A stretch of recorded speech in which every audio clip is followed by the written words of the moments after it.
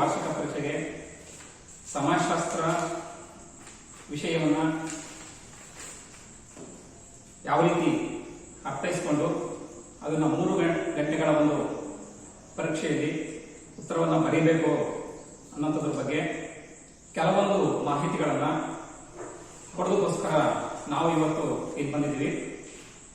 ನನ್ನ ಹೆಸರು ಶಿವರುದ್ರಯ್ಯ ಸಿ ಅಂತೇಳಿ, ತುಮಕೂರು ಜಿಲ್ಲೆ ಚಿಕ್ಕನಾಯಕನಹಳ್ಳಿ ತಾಲೂಕಿನ ಕುಡಿಯಾರ್ಕೆರೆ ಸರ್ಕಾರಿ ಪದವಿ ಪೂರ್ವ ಕಾಲೇಜಿನಲ್ಲಿ ಸಮಾಜಶಾಸ್ತ್ರ ಉಪನ್ಯಾಸಕರ ಕೆಲಸ ಮಾಡ್ತಾ ಇದ್ದೀವಿ. ಹಾಗಾಗಿ ಇವತ್ತು ಸಮಾಜಶಾಸ್ತ್ರಕ್ಕೆ ಸಂಬಂಧಪಟ್ಟಂತೆ ಯಾವ ರೀತಿ ಪರೀಕ್ಷೆಯನ್ನು ಎದುರಿಸಬೇಕು, ಯಾವ ರೀತಿ 3 ಗಂಟೆಗಳಲ್ಲಿ ಉತ್ತರಗಳನ್ನ ಬರೀಬೇಕು ಅನ್ನೋದ್ರ ಬಗ್ಗೆ ಮಾಹಿತಿಯನ್ನು ಕೊಡ್ತಾ ಇದ್ದೀವಿ. ಈ ಒಂದು ಮಾಹಿತಿಯನ್ನು ಕೊಡೋದಕ್ಕೆ ವ್ಯವಸ್ಥೆಯನ್ನ ಮಾಡಿರುವಂತಹ ಉಳಿಯಾರಿನ ಪತ್ರಕರ್ತರಾದಂತಹ ಶ್ರೀ ಕಿರಣ್ ಎಂದರೆ ಅವರಿಗೆ ನಾನು ಹೃತ್ಪೂರ್ವಕವಾದಂತಹ ಒಂದು ಅಭಿನಂದನೆಗಳನ್ನು ಸಲ್ಲಿಸ್ತೀನಿ. ಈಗ ನಾವು ವಿಷಯಕ್ಕೆ ಬಂದ್ರೆ, ಈ ವರ್ಷ ಪ್ರಶ್ನೆ ಪತ್ರಿಕೆಯ ಸಮಾಜಶಾಸ್ತ್ರದ್ದು ಕಳೆದ ಎಲ್ಲ ವರ್ಷಗಳಿಗಿಂತ ಸ್ವಲ್ಪ ವಿಭಿನ್ನವಾಗಿರುತ್ತೆ ಅಂದ್ರೆ ಅರ್ಥ ನಿಮಗೆ ಬಹು ಆಯ್ಕೆಯ ಪ್ರಶ್ನೆಗಳು ಬರ್ತವೆ. ಅಂದ್ರೆ ಚಾಯ್ಸ್ ಜಾಸ್ತಿ ಇರುತ್ತೆ. ಕಳೆದ ವರ್ಷಕ್ಕಿಂತ ಈ ವರ್ಷ ನಿಮಗೆ ಚಾಯ್ಸ್ ಜಾಸ್ತಿ ಇರುತ್ತೆ. ಇದ್ರ ಬಗ್ಗೆ ಆಲ್ರೆಡಿ ಸುಮಾರು ಒಂದು ಉಪನ್ಯಾಸಕರು ಯೂಟ್ಯೂಬ್ ಅಲ್ಲಿ ಅದರ ಬಗ್ಗೆ ಮಾಹಿತಿಯನ್ನು ಕೊಟ್ಟಿದ್ದಾರೆ. ಜೊತೆಗೆ ನಿಮ್ಮ ಒಂದು ಕಾಲೇಜಿನಲ್ಲಿ ನಿಮ್ಮ ಉಪನ್ಯಾಸಕರು ಸಹ ಅದ್ರ ಬಗ್ಗೆ ಮಾಹಿತಿಯನ್ನು ಕೊಟ್ಟಿರ್ತಾರೆ. ಆದರೂ ಸಹ ನಾವು ಜನರಲ್ ಆಗಿ ಏನ್ ಮಾಡಬಹುದು, ಯಾವ ರೀತಿ 3 ಗಂಟೆಗಳ ಉತ್ತರವನ್ನು ಬರೀಬಹುದು, ಪ್ರಶ್ನೆಗಳನ್ನ ಹೇಗೆ ಆಯ್ಕೆ ಮಾಡ್ಕೋಬೇಕು, ಹಾಗೇನೆ ಸಮಯ ಸಾಕಾಗೋದಿಲ್ಲ, ಕೆಲವು ಸಂದರ್ಭದಲ್ಲಿ ಪ್ರಶ್ನೆ ಉತ್ತರ ಬರೆಯಕ್ಕಾಗಿಲ್ಲ ನನ್ನ ಕೈಲಿ, ಆ ಪ್ರಶ್ನೆಯನ್ನು ಬಿಟ್ಟು ಬಂದೆ, ಈ ಪ್ರಶ್ನೆಯನ್ನು ಬಿಟ್ಟು ಬಂದೆ, ನಾನು ಉತ್ತರ ಗೊತ್ತಿತ್ತು ಅನ್ನುವಂತಹ ಒಂದು ಮಾತುಗಳು ವಿದ್ಯಾರ್ಥಿಗಳಿಂದ ಪರೀಕ್ಷೆ ಆದ್ಮೇಲೆ ನಮಗೆ ವರ್ಷ ಕೇಳಿ ಬರುತ್ತೆ. ಸೊ ಹಂಗಾಗಿ ಆ 3 ಗಂಟೆನ ಹೆಂಗೆ ಸೆಟ್ ಮಾಡ್ಕೋಬೇಕು ಅನ್ನುವಂತಹ ಎಲ್ಲ ಒಂದು ಮಾಹಿತಿಯನ್ನ ಇವತ್ತು ನಾನು ಕೊಡ್ತಾ ಇದ್ದೀನಿ. ಈಗ ಮೊದಲನೇದಾಗಿ ನಾ ಪ್ರಶ್ನೆ ಪತ್ರಿಕೆಯ ಬಗ್ಗೆ ನಾನು ಜಾಸ್ತಿ ಹೇಳಕ್ ಹೋಗಲ್ಲ, ಸಿಂಪಲ್ ಆಗಿ ಹೇಳ್ತೀನಿ. ನಾನು ಈ ವರ್ಷದ ಒಂದು ಪ್ರಶ್ನೆ ಪತ್ರಿಕೆ ಒಂದು 100 ಅಂಕಗಳಿಗೆ ಏನಿರುತ್ತೆ, ಅದರಲ್ಲಿ ನಾವು ಆಲ್ರೆಡಿ ನಾನು ಬರ್ದಿರೋ ತರ ನೋಡಿದ್ರೆ ನೋಡ್ಬೋದು, 1 ಅಂಕದ 15 ಪ್ರಶ್ನೆಗಳಿರುತ್ತೆ. ಅದಕ್ಕೆ ನೀವು ಬರೀಬೇಕಾಗೋದು 10 ಮಾತ್ರ, ಅಂದ್ರೆ 10 ಮಾರ್ಕ್ಸ್ ಇರುತ್ತೆ. ಹಾಗೆ 2 ಅಂಕದ್ದು 15 ಪ್ರಶ್ನೆಗಳಿರುತ್ತೆ, ಅಲ್ಲೂ ಅಷ್ಟೇ 10 ಬರೀಬೇಕಾಗುತ್ತೆ, 20 ಅಂಕಗಳು ಬರುತ್ತೆ. ಹಾಗೆ 5 ಮಾರ್ಕ್ಸ್ ಇಂದು 8 ಇರುತ್ತೆ, 4 ಮಾತ್ರ ಬರೀಬೇಕು, ಅದು 20 ಮಾರ್ಕ್ಸ್ ಇರುತ್ತೆ. ಹಾಗೆ ಮತ್ತೆ 5 ಮಾರ್ಕ್ಸ್ ಇಂದು 8 ಪ್ರಶ್ನೆ ಇರುತ್ತೆ, 4 ಬರೀಬೇಕು, ಇದು 20 ಮಾರ್ಕ್ಸ್. ಮತ್ತೆ 10 ಅಂಕದ 6 ಪ್ರಶ್ನೆಗಳಿರುತ್ತೆ, 2 ಮಾತ್ರ ಬರೀಬೇಕು, 20 ಅಂಕ ಇರುತ್ತೆ. ಮತ್ತೆ ಕಳೆದಾಗಿ 5 ಮಾರ್ಕ್ಸ್ ಇಂದು 6 ಕ್ವಶನ್ಸ್ ಇರುತ್ತೆ, ಅದರಲ್ಲಿ 2 ಮಾತ್ರ ಉತ್ತರಿಸಬೇಕು, ಅಲ್ಲೂ 10 ಅಂಕಗಳು ಬರುತ್ತೆ. ಸೊ ಟೋಟಲ್ ಮಾಡಿದ್ರೆ ಇಲ್ಲಿ 100 ಮಾರ್ಕ್ಸ್ಗೆ ಬರುತ್ತೆ. ಅಂದ್ರೆ ಫಸ್ಟ್ ಮೈನು, ಸೆಕೆಂಡ್ ಮೈನು, ಥರ್ಡ್ ಮೈನು, ಫೋರ್ತ್ ಮೈನು, ಫಿಫ್ತ್ ಮೈನು, ಸಿಕ್ಸ್ತ್ ಮೈನು. ಸೊ ಹೀಗೆ ಈ ಪ್ರಶ್ನೆ ಪತ್ರಿಕೆ ಮಾದರಿ ಇರುತ್ತೆ. ಸೊ ಹಾಗಾಗಿ ಇದು ನಿಮಗೆ ಇಷ್ಟು ಸಾಕಾಗುತ್ತೆ ಅನ್ಸುತ್ತೆ. ಈಗ ನಾವು ಮುಂದಕ್ಕೆ ಹೋದ್ರೆ, ನೀವು ಈಗ ಒಟ್ಟು 58 ಪ್ರಶ್ನೆಗಳಿರುತ್ತೆ. ಅದರಲ್ಲಿ 58 ಪ್ರಶ್ನೆಗಳಲ್ಲಿ ನೀವು ಉತ್ತರಿಸಬೇಕಾಗಿರುವುದು 32 ಪ್ರಶ್ನೆಗಳಿಗೆ ಮಾತ್ರ. ನೀವು 32 ಪ್ರಶ್ನೆಗಳಿಗೆ ಉತ್ತರಿಸಿದ್ರೆ ನಿಮಗೆ 100 ಅಂಕಗಳಲ್ಲಿ ಸಿಗುತ್ತೆ. ಈಗ ಈ 1 ಅಂಕದ ಪ್ರಶ್ನೆನ ಹೆಂಗೆ ಉತ್ತರಿಸಬೇಕು, 2 ಅಂಕದ ಪ್ರಶ್ನೆಗಳು ಹೆಂಗೆ ಉತ್ತರಿಸಬೇಕು, 5 ಅಂಕದ ಪ್ರಶ್ನೆಗಳು ಮತ್ತೆ 10 ಅಂಕದ ಪ್ರಶ್ನೆಗಳು ಹೆಂಗೆ ಉತ್ತರಿಸಬೇಕು ಅಂತ ನಾವು ಹೇಳ್ತೀವಿ. ಈಗ 1 ಅಂಕದ ಒಂದು ಪ್ರಶ್ನೆಗಳು ಬರುತ್ತೆ ಅಂತ ಅನ್ಕೊಳ್ಳಿ. 1 ಅಂಕದ ಪ್ರಶ್ನೆಗಳನ್ನ ಬಂದ್ರೆ ಯಾವ ರೀತಿ ನೀವು ಉತ್ತರವನ್ನ ಬರೀಬೇಕು ಅನ್ನೋದ್ರ ಬಗ್ಗೆ ನಾನು ಹೇಳ್ತೀನಿ. ಈಗ ಉದಾಹರಣೆಗೆ ಒಂದು ಪ್ರಶ್ನೆ ನಾನು ತೆಗೆದುಕೊಳ್ತೀನಿ. ಈಗ ಭಾರತ ಗ್ರಾಮಗಳನ್ನ ಪುಟ್ಟ ಗಣರಾಜ್ಯಗಳು ಎಂದು ಕರೆದವರು ಯಾರು ಅನ್ನುವಂತ ಒಂದು ಪ್ರಶ್ನೆ ಇರುತ್ತೆ. ನಿಮಗೆ ಉತ್ತರ ಗೊತ್ತಿರುತ್ತೆ, ಎಲ್ಲ ಚೆನ್ನಾಗಿ ಓದಿರ್ತೀರಾ, ಸರ್ ಚಾರ್ಲ್ಸ್ ಮೆಟ್ಕಾಫ್ ಅಂತ ಬರೀತೀರಾ. ಆದ್ರೆ ಇಲ್ಲಿ ಏನ್ ಮಾಡ್ತಾರೆ ಕೆಲವು ವಿದ್ಯಾರ್ಥಿಗಳು, ಅದೇ ಪ್ರಶ್ನೆ ಏನ್ ಮಾಡ್ತಾರೆ, ಉತ್ತರ ಬರೀಬೇಕಾದ್ರೆ ಸಮಯವನ್ನು ಜಾಸ್ತಿ ತಗೊಳ್ತಾರೆ. ಹೇಗೆ, ಭಾರತೀಯ ಗ್ರಾಮಗಳನ್ನ ಪುಟ್ಟ ಗಣರಾಜ್ಯಗಳು ಅಂತ ಕರೆದವರು ಸರ್ ಚಾರ್ಲ್ಸ್ ಮೆಟ್ಕಾಫ್ ಅಂತ ಬರೀತಾರೆ. ಆದ್ರೆ ನಾನು ಹೇಳೋದ್ರಲ್ಲಿ ಅದರ ಅವಶ್ಯಕತೆ ಇಲ್ಲ, ಗೊತ್ತಾಯ್ತಲ್ಲ. ಯಾಕೆ ಸಮಯ ನಿಮಗೆ ಸಾಕಾಗ್ತಿಲ್ಲ ಕೆಲವರಿಗೆ ಅಂತ ಹೇಳ್ತಿರೋದು, ಅದರ ಅವಶ್ಯಕತೆ ಇಲ್ಲ. ನೀವು ಬರೀಬೇಕಾದ್ರು ಸರ್ ಚಾರ್ಲ್ಸ್ ಮೆಟ್ಕಾಫ್ ಅಂತ ಬರೆದ್ರೆ ಸಾಕು ಬಿಟ್ರೆ ಮತ್ತೆ ನೀವು ಪ್ರಶ್ನೆ ಇರೋದನ್ನ ಎಲ್ಲರನ್ನೂ ನೀವು ರಿಪೀಟ್ ಮಾಡೋ ಅವಶ್ಯಕತೆ ಇಲ್ಲ. ಅಥವಾ ಅವಿಭಕ್ತ ಕುಟುಂಬವನ್ನ ಒಂದು ಬೃಹತ್ ಮನೆ, ಮಹಾಮನೆ ಎಂದು ಕರೆದವರು ಯಾರು, ನೀವೇನ್ ಮಾಡ್ತೀರಾ, ಅದು ಮತ್ತೆ ರಿಪೀಟ್ ಮಾಡ್ತೀರಾ. ಅವಿಭಕ್ತ ಕುಟುಂಬವನ್ನ ಬೃಹತ್ ಮನೆ, ಮಹಾಮನೆ ಎಂದು ಕರೆದವರು ಹೆನ್ರಿ ಮೇನೆ ಅಂತ ಬರೀತೀರಾ.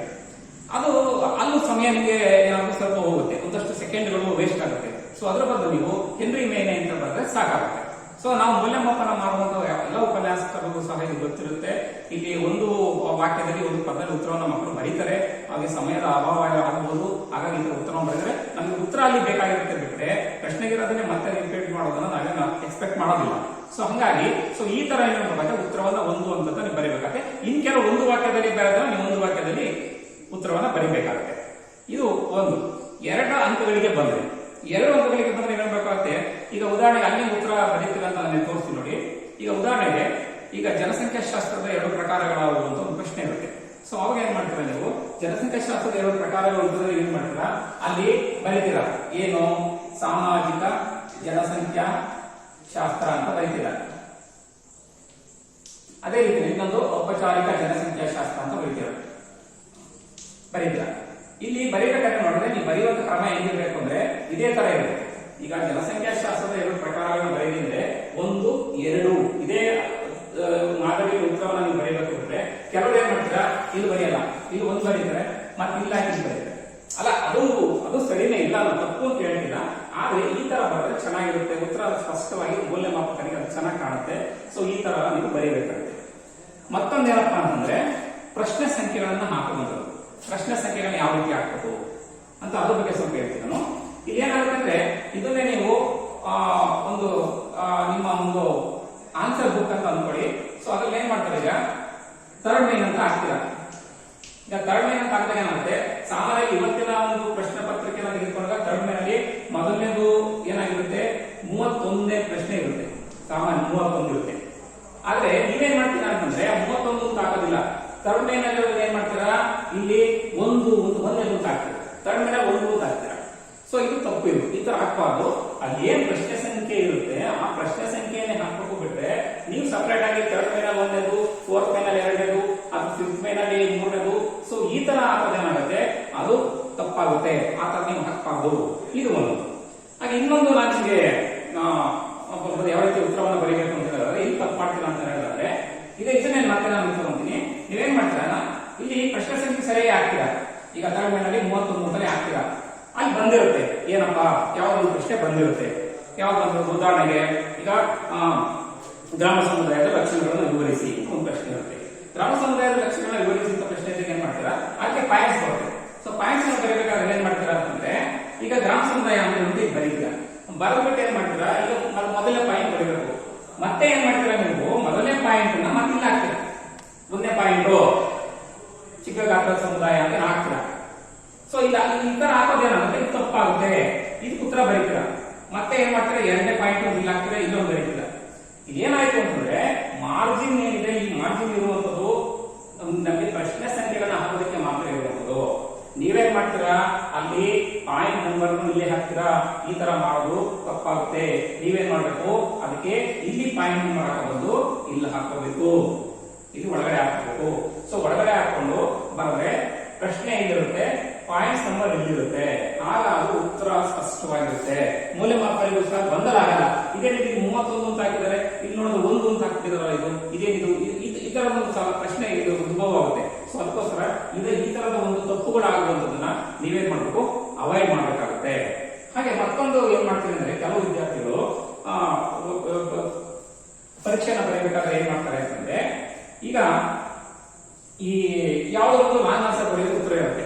ಆ ಲಾಂಗ್ ಆನ್ಸರ್ ಬರೆಯೋದು ಉತ್ತರ ಇದ್ದಾಗ ಉದಾಹರಣೆಗೆ 5 ಮಾರ್ಕ್ಸ್ ಯಾವುದೋ ಒಂದು ಉತ್ತರ ಬರೀಬೇಕು ಅಂತ ಅಂದ್ಕೊಳ್ಳಿ. ಸೊ ಅದರಲ್ಲಿ ಒಂದು 6 ಪಾಯಿಂಟ್ ಇರುತ್ತೆ ಅಂತ ಹೇಳಿ ನೀವೇನ್ ಮಾಡ್ತೀರಾ ಅಂತಂದ್ರೆ 6 ಪಾಯಿಂಟ್ ಅನ್ನ ಫಸ್ಟ್ ಇಲ್ಲಿ ಬರ್ಬಿಡ್ತೀರಾ. 1, 2, 3, 4, 5, 6 ಪಾಯಿಂಟ್ 3 ಪಾಯಿಂಟ್ ಉತ್ತರ ಬರೀತೀರಾ. 3 ಪಾಯಿಂಟ್ ಉತ್ತರ ಬರೆದು ಏನ್ ಮಾಡ್ತೀರಾ, ಅದನ್ನ ನಿಲ್ಲಿಸ್ಬಿಡ್ತೀರಾ. 3 ಪಾಯಿಂಟ್ ಉತ್ತರ ಬರೆದು ನಿಲ್ಲಿಸ್ಬಿಟ್ಟು ಏನ್ ಮಾಡ್ತೀರಾ, ಮತ್ತೆ ಏನ್ ಮಾಡ್ತೀರಾ, ಬೇರೆ ಪ್ರಶ್ನೆ ಹಾಕೊಂಡು ಬರೀತೀರಾ. ಯಾವ್ದೋ ಒಂದು ಇಲ್ಲಿ 31 ಬರೀತೀರಾ, ನೆಕ್ಸ್ಟ್ ಯಾವ್ದೋ 33 ಹಾಕೊಂಡು ಬರೀತೀರಾ. ಇದು 3 ಪಾಯಿಂಟ್ ನಿಲ್ಲಿಸ್ಬಿಡ್ತೀರಾ. ಮತ್ತೇನ್ ಮಾಡ್ತೀರಾ, ಇಲ್ಲಿ 3-4 ಪ್ರಶ್ನೆಗಳು ಆದ ಮೇಲೆ ಮತ್ತೇನ್ ಮಾಡ್ತೀರಾ, ಇಲ್ಲಿ 3 ಪಾಯಿಂಟ್ ಆಗಿರುತ್ತಾ, ನೆಕ್ಸ್ಟ್ ಅಲ್ಲಿ ಮತ್ತೆ ಇದೇ ನಂಬರ್ ಹಾಕಿರ್ತೀರಾ. 31 ಅಂತ ಹಾಕೊಂಡು ಏನ್ ಮಾಡ್ತೀರಾ, ಅಲ್ಲಿ ಮತ್ತೆ 4ನೇ ಪಾಯಿಂಟ್ 5ನೇ ಪಾಯಿಂಟ್ ಆಗಿ ಬರ್ದಿರ್ತೀರಾ. ಇದು ಏನಾಗುತ್ತೆ ಸಮಸ್ಯೆ ಅಂತಂದ್ರೆ, ನಿಮ್ಗೆ ಏನ್ ಸಮಸ್ಯೆ ಆಗುತ್ತೆ ಅಂದ್ರೆ 31ನೇ ಪ್ರಶ್ನೆಯನ್ನ 2 ಸಾರಿ ಬರ್ದಂಗಾಗುತ್ತೆ. ಅದು ರಿಪೀಟ್ ಅಂತ ಹಾಕ್ತೀವಿ ನಾವು. ರಿಪೀಟ್ ಅಂತ ಹಾಕ್ತೀವಿ. ರಿಪೀಟ್ ಅಂತ ಹಾಕಿ ಏನ್ ಮಾಡ್ತೀವಿ, ಯಾವ್ದ್ರಲ್ಲಿ ಮಾರ್ಕ್ಸ್ ಜಾಸ್ತಿ ಬರುತ್ತೋ ಅದನ್ನ ಕೌಂಟ್ ಮಾಡ್ತೀವಿ. ನಿಮ್ ಪ್ರಕಾರ ಏನಾಗಿರುತ್ತೆ, ಇಲ್ಲಿ 3 ಪಾಯಿಂಟ್ ಬರ್ತಿದ್ದೀನಿ, ಇಲ್ಲಿ 3 ಪಾಯಿಂಟ್ ಬರ್ತಿದ್ದೀನಿ, ಅದು ಉತ್ತರ ಪೂರ್ತಿಯಾಗಿದೆ, ನನ್ ಉತ್ತರ ಮಾರ್ಕ್ಸ್ ಪೂರ್ತಿ ಬರ್ತೈತೆ ನೀವು ಅನ್ಕೊಂಡಿರ್ತೀರಾ. ಆದ್ರೆ ಆತರ ಬರಲ್ಲ. ಅದೇ ಒಂದೇ ಪ್ರಶ್ನೆ 2 ಸಾರಿ ಬರೆದಾಗ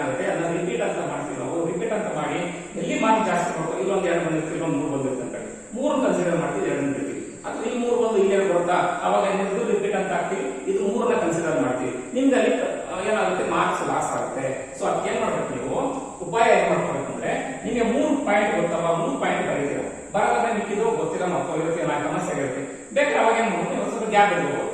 ಗ್ಯಾಪ್ ಇಟ್ಕೊಂಡು ಏನ್ ಮಾಡಿ ನೆಕ್ಸ್ಟ್ ಪ್ರಶ್ನೆ ಉತ್ತರ ಬರೀರಿ. ಆಮೇಲೆ ನೀವು 4 ಬರುತ್ತೆ ಅಂತ ಒಂದು ಕಾನ್ಫಿಡೆನ್ಸ್ ಇರುತ್ತವಾ, ಸೊ 4 ಬಂದಾಗ ಮತ್ತೆ ಇಲ್ಲಿ ಏನ್ ಮಾಡಬಹುದು, ನೀವು ಉತ್ತರವನ್ನ ಕಂಟಿನ್ಯೂ ಮಾಡಬಹುದು. ಅವಾಗ ಮುಂದೆ ಉತ್ತರ ಬಂದಾಗುತ್ತೆ ನಿಮಗೆ 5 ಅಂಕಕ್ಕೆ 5 ಬರ್ಬೋದು ಅಥವಾ 4 ಬರ್ಬೋದು, ನಿಮ್ಗೆ ಅದು ಬೆನಿಫಿಟ್ ಆಗುತ್ತೆ. ಸೊ ಹಂಗಾಗಿ ಇದು ಒಂದು ತಪ್ಪನ್ನ ನೀವು ಅವಾಯ್ಡ್ ಮಾಡಬೇಕಾಗುತ್ತೆ. ನೆಕ್ಸ್ಟ್ ಬಂದ್ರೆ ಇನ್ನು ಮಾಡುವಂತ ತಪ್ಪುಗಳು ಏನ್ ಮಾಡ್ತಾರೆ ಅಂದ್ರೆ, ಈಗ ಎಕ್ಸ್ಟ್ರಾ ಆನ್ಸರ್ ಬರೆಯೋದು.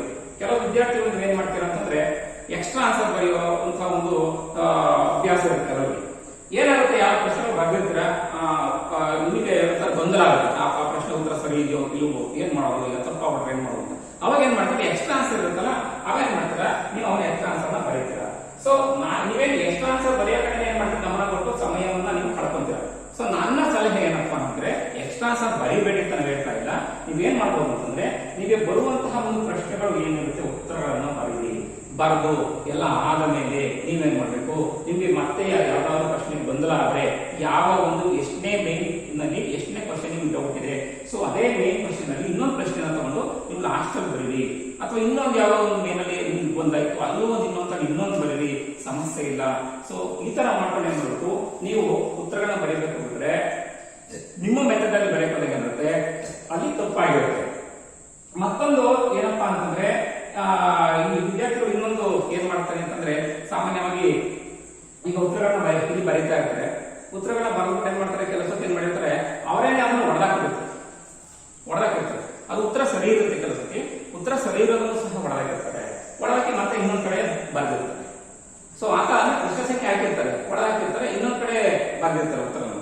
ಸೊ ಹಂಗಾದಾಗ ಏನಾಗುತ್ತೆ, ಅಕಸ್ಮಾತ್ ಅಲ್ಲಿ ಹೊಡೆದಾಕಿದ್ರು ಸಹ ಪ್ರಶ್ನೆ ಸಂಖ್ಯೆ ಹಾಕಿದ್ರು ಕರೆಕ್ಟ್ ಆಗಿದ್ದು ಉತ್ತರ ಕರೆಕ್ಟ್ ಆಗಿದ್ದಕ್ಕೆ ಏನ್ ಮಾಡ್ತಾರೆ, ಅದನ್ನ ಮೌಲ್ಯಮಾಪಕ ಕನ್ಸಿಡರ್ ಮಾಡ್ತಾರೆ. ಅದನ್ನ ಒಂದು ಇದೇ ತಪ್ಪಾಗಿದ್ದು ಇದನ್ನೇನ್ ಬಿಡ್ತಾರೆ. ಸೊ ಆ ತರದ ಇಲ್ಲಿ ವಿದ್ಯಾರ್ಥಿಗಳಿಗೆ ಅನುಕೂಲವಾಗುವಂತೆನೇ ಇಲ್ಲಿ ಮೌಲ್ಯಮಾಪನ ನಡೆಯೋದು ಬಿಟ್ರೆ ಬೇರೆ ಇನ್ಯಾವುದೇ ಮೌಲ್ಯಮಾಪಕರ ಅನುಕೂಲದಂತೆ ನಾವೇನು ಮಾಡೋದಿಲ್ಲ. ವಿದ್ಯಾರ್ಥಿಗಳಿಗೆ ಯಾವ ರೀತಿ ಅನುಕೂಲ ಬೇಕೋ ಆ ರೀತಿ ನಾವೇನು ಮಾಡ್ತೀವಿ, ಮೌಲ್ಯಮಾಪನವನ್ನ ಮಾಡ್ತೀವಿ. ಸೊ ಹೀಗೆ ನೀವೇನ್ ಮಾಡ್ಬೇಕಾಗತ್ತಂದ್ರೆ, ಈ 1 ಅಂಕ ಮತ್ತೆ 2 ಅಂಕ ಮತ್ತೆ 5 ಅಂಕ ಮತ್ತೆ 10 ಅಂಕಕ್ಕೆ ಯಾವ ರೀತಿ ಉತ್ತರಿಸಬೇಕು ಅಂತ ಹೇಳಿ, ಇದಾದ ಮೇಲೆ ಈಗ ನಿಮ್ಗೆ ಹೇಳ್ತೀರ ನಿಂತವರು ಏನು 3 ಗಂಟೆನಲ್ಲಿ ಸಮಯ ಸಾಕಾಗ್ತಿಲ್ಲ, ನಮಗೆ 3 ಗಂಟೆ ಸಾಕಾಗಿಲ್ಲ, ಪ್ರಶ್ನೆಗಳ ಬಿಟ್ಟು ಬಂದಿದೆ. ಸೊ ಅದಕ್ಕೆ ನಿಮ್ಗೆ ನಾನು ಒಂದು ಉಪಾಯವನ್ನು ಹೇಳ್ತೀನಿ, ನೀವೇನ್ ಮಾಡಬಹುದು ಅಂತ ಹೇಳಿ. ಇಲ್ಲಿ ಈಗ ಎಲ್ಲ ಬರ್ಕೊಂಡ್ ಬರ್ತೀರ, ಸಮಯ ಆಗೋಗಿದೆ, ಇನ್ನೊಂದು 1/4 ಗಂಟೆ ಇದೆ ಅಥವಾ ಇನ್ನೊಂದು 10 ನಿಮಿಷ ಇದೆ, ನೀವು ಇನ್ನೂ 2 ಪ್ರಶ್ನೆನ ಬರೀಬೇಕು, ಸಮಯ ಇಲ್ಲ. ಅವಾಗ ಏನ್ ಮಾಡ್ಬೇಕು, ಯಾವ ಪ್ರಶ್ನೆಗಳನ್ನ ಸೆಲೆಕ್ಟ್ ಮಾಡ್ಕೊಂಡಿದ್ದ ನೋಡ್ಬೇಕು. ಸೊ ಇದ್ರಲ್ಲಿ ಯಾವ್ದಾದ್ರು ಒಂದು ಪ್ರಶ್ನೆ ನಾನು 10 ನಿಮಿಷದೊಳಗಡೆ ಬರೀತೀನಿ, ಇನ್ನೊಂದು 8 ನಿಮಿಷ ನಾನು ಬರೀತೀನಿ, 7 ನಿಮಿಷ ಬರೀ ಕೆಪಾಸಿಟಿ ಇದೆ, ಎಷ್ಟು ಬರೀಬಹುದು ಅಂತ ನೀವು ಒಂದು ಲೆಕ್ಕಾಚಾರ ಹಾಕೋಬೇಕು. ಲೆಕ್ಕಾಚಾರ ಹಾಕೊಂಡು ಒಂದು ಪ್ರಶ್ನೆ ಹಾಕೊಂಡು ಏನ್ ಮಾಡ್ಬೇಕು, ವಿವರಣೆಯನ್ನ ಸ್ವಲ್ಪ ಕಡಿಮೆ ಮಾಡಿಕೊಂಡು ಆ ಒಂದು ಪ್ರಶ್ನೆಯನ್ನ ಮುಗಿಸ್ಕೊಡ್ಬೇಕು. ಮುಗಿಸಿ ಏನ್ ಮಾಡ್ಬೇಕು, ನೆಕ್ಸ್ಟ್ ಇನ್ನೊಂದು 1 ನಿಮಿಷ 2 ನಿಮಿಷ ಇರುತ್ತೆ, ಅವಾಗ ಏನ್ ಮಾಡ್ಬೇಕು, ನೀವು ಮತ್ತೆ ಇನ್ನೊಂದು ಪ್ರಶ್ನೆ ಏನ್ ಬಾಕಿ ಇರುತ್ತೆ ಆ ಪ್ರಶ್ನೆಯನ್ನು ಹಾಕೋಬೇಕು. ಹಾಕೊಂಡು ಏನ್ ಮಾಡ್ಬೇಕು, ಆ ಪ್ರಶ್ನೆಗೆ ಸಂಬಂಧಪಟ್ಟಂತಹ ಪಾಯಿಂಟ್ಸ್ ಗಳನ್ನ ಮಾತ್ರ ಬರೀಬೇಕು. ಅವಾಗ ವಿವರಣೆ ಬರೆಯಕ್ಕೆ ಹೋಗಬಾರ್ದು. ಅವಾಗ ಏನಾಗುತ್ತೆ, ನೀವೆಲ್ಲಾ ಪ್ರಶ್ನೆಯನ್ನು ಉತ್ತರಿಸಿದಂಗಾಗುತ್ತೆ. ನೀವೇನ್ ಮಾಡ್ತೀರಾ, ಲಾಸ್ಟ್ 5 ನಿಮಿಷ 10 ನಿಮಿಷ ಇರುತ್ತೆ, ಒಂದೇ ಪ್ರಶ್ನೆ ಹಾಕೊಂಡು ಅದನ್ನೇ ಬರ್ದು ಕೂತಿರ್ತೀರ.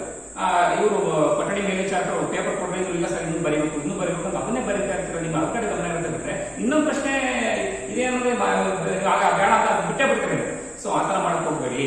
ನೀವೇನ್ ಮಾಡಿ, ಆ ಪ್ರಶ್ನೆಯನ್ನ ಎಷ್ಟು ಸಮಯದಲ್ಲಿ ನೋಡ್ಕೊಂಡು ಎಷ್ಟು ವಿವರಣೆ ಬರೆಯಕ್ಕೆ ಸಾಧ್ಯ ಇರುತ್ತೆ ಅಷ್ಟು ವಿವರಣೆನ ಬರೆದ್ಬಿಟ್ಟು, ಇನ್ನು ಮಿಕ್ಕಿದಂತ ಪಾಯಿಂಟ್ಸ್ ಇರ್ತವೆ, ಪಾಯಿಂಟ್ಸ್ ಅನ್ನ ಬರೆದ್ಬಿಟ್ಟು ನೆಕ್ಸ್ಟ್ ಇನ್ನೊಂದು ಪ್ರಶ್ನೆ ಹಾಕೊಂಡು ಅದ್ರದ್ದು ಪಾಯಿಂಟ್ಸ್ ಅನ್ನು ಹಾಕ್ಬಿಟ್ಟು ಆ ಒಂದು ಪ್ರಶ್ನೆ ಪತ್ರಿಕೆ ಪೂರ್ಣವಾದಂತಹ ಎಲ್ಲಾ ಪ್ರಶ್ನೆಗಳಿಗೆ ಉತ್ತರಿಸಿ ಮುಗಿಸ್ಬೇಕು. ಬಿಟ್ರೆ ನೀವು ಒಂದನೇ ಹಾಕೊಂಡು ಮಾಡ್ಕೊಂಡು ಕುತ್ಕೋಬಹುದು. ಸೊ ಈ ತರ ನೀವೇನ್ ಮಾಡಬೇಕು, ಆ ಸಮಯವನ್ನ ನೀವು ಈ ರೀತಿ ಉಳಿಸ್ಕೋಬಹುದು, ಗೊತ್ತಾಯ್ತಲ್ಲ. ಸೊ ಹಂಗಾಗಿ ವಿದ್ಯಾರ್ಥಿಗಳು ಇದು ನಾನು ಯಾಕೆ ಹೇಳಿದೆ ಅಂತಂದ್ರೆ, ಪರೀಕ್ಷೆ ಆದ್ಮೇಲೆ ಫಸ್ಟ್ PUC ಎಕ್ಸಾಮ್ ಅಲ್ಲಿ ವಿದ್ಯಾರ್ಥಿಗಳು ಬಂದು ಹೇಳ್ತಾರೆ ಸಮಯ ಸಾಕಾಗಿಲ್ಲ ನಮಗೆ ಸರ್, ಇನ್ನೊಂದು ಪ್ರಶ್ನೆ ಬಿಟ್ಬಿಟ್ಟೆ ನಾನು. ಸೊ ಆಗ ಈ ತರ ಒಂದು ನೀವು ಫಾಲೋ ಮಾಡೋದ್ರಿಂದ ಖಂಡಿತ ನೀವು ಅಲ್ಲಿ ಯಾವ ಪ್ರಶ್ನೆ ಬಿಡುವಂತ ಅವಶ್ಯಕತೆ ಬರೋದು, ಯಾವ ಪರಿಸ್ಥಿತಿ ನಿಮಗೆ ಬರೋದಿಲ್ಲ ಅಂತ ನಾನು ಹೇಳ್ತೀನಿ. ಸೊ ಇದಿಷ್ಟು ಯಾವ ರೀತಿ ನೀವು ಈ ಒಂದು 3 ಗಂಟೆ ಒಂದು ಪರೀಕ್ಷೆನಲ್ಲಿ ಯಾವ್ಯಾವ ಒಂದು ಅಂತಹ ಪ್ರಶ್ನೆಗಳಿಗೆ ಯಾವ ರೀತಿ ಉತ್ತರಿಸಬೇಕು ಅಂತ ನಾನು ನಿಮಗೆ ಹೇಳಿ. ಇದಾದ ಮೇಲೆ ಈಗ ನಾನು ಸಬ್ಜೆಕ್ಟ್ಗೆ ಬರ್ತೀನಿ.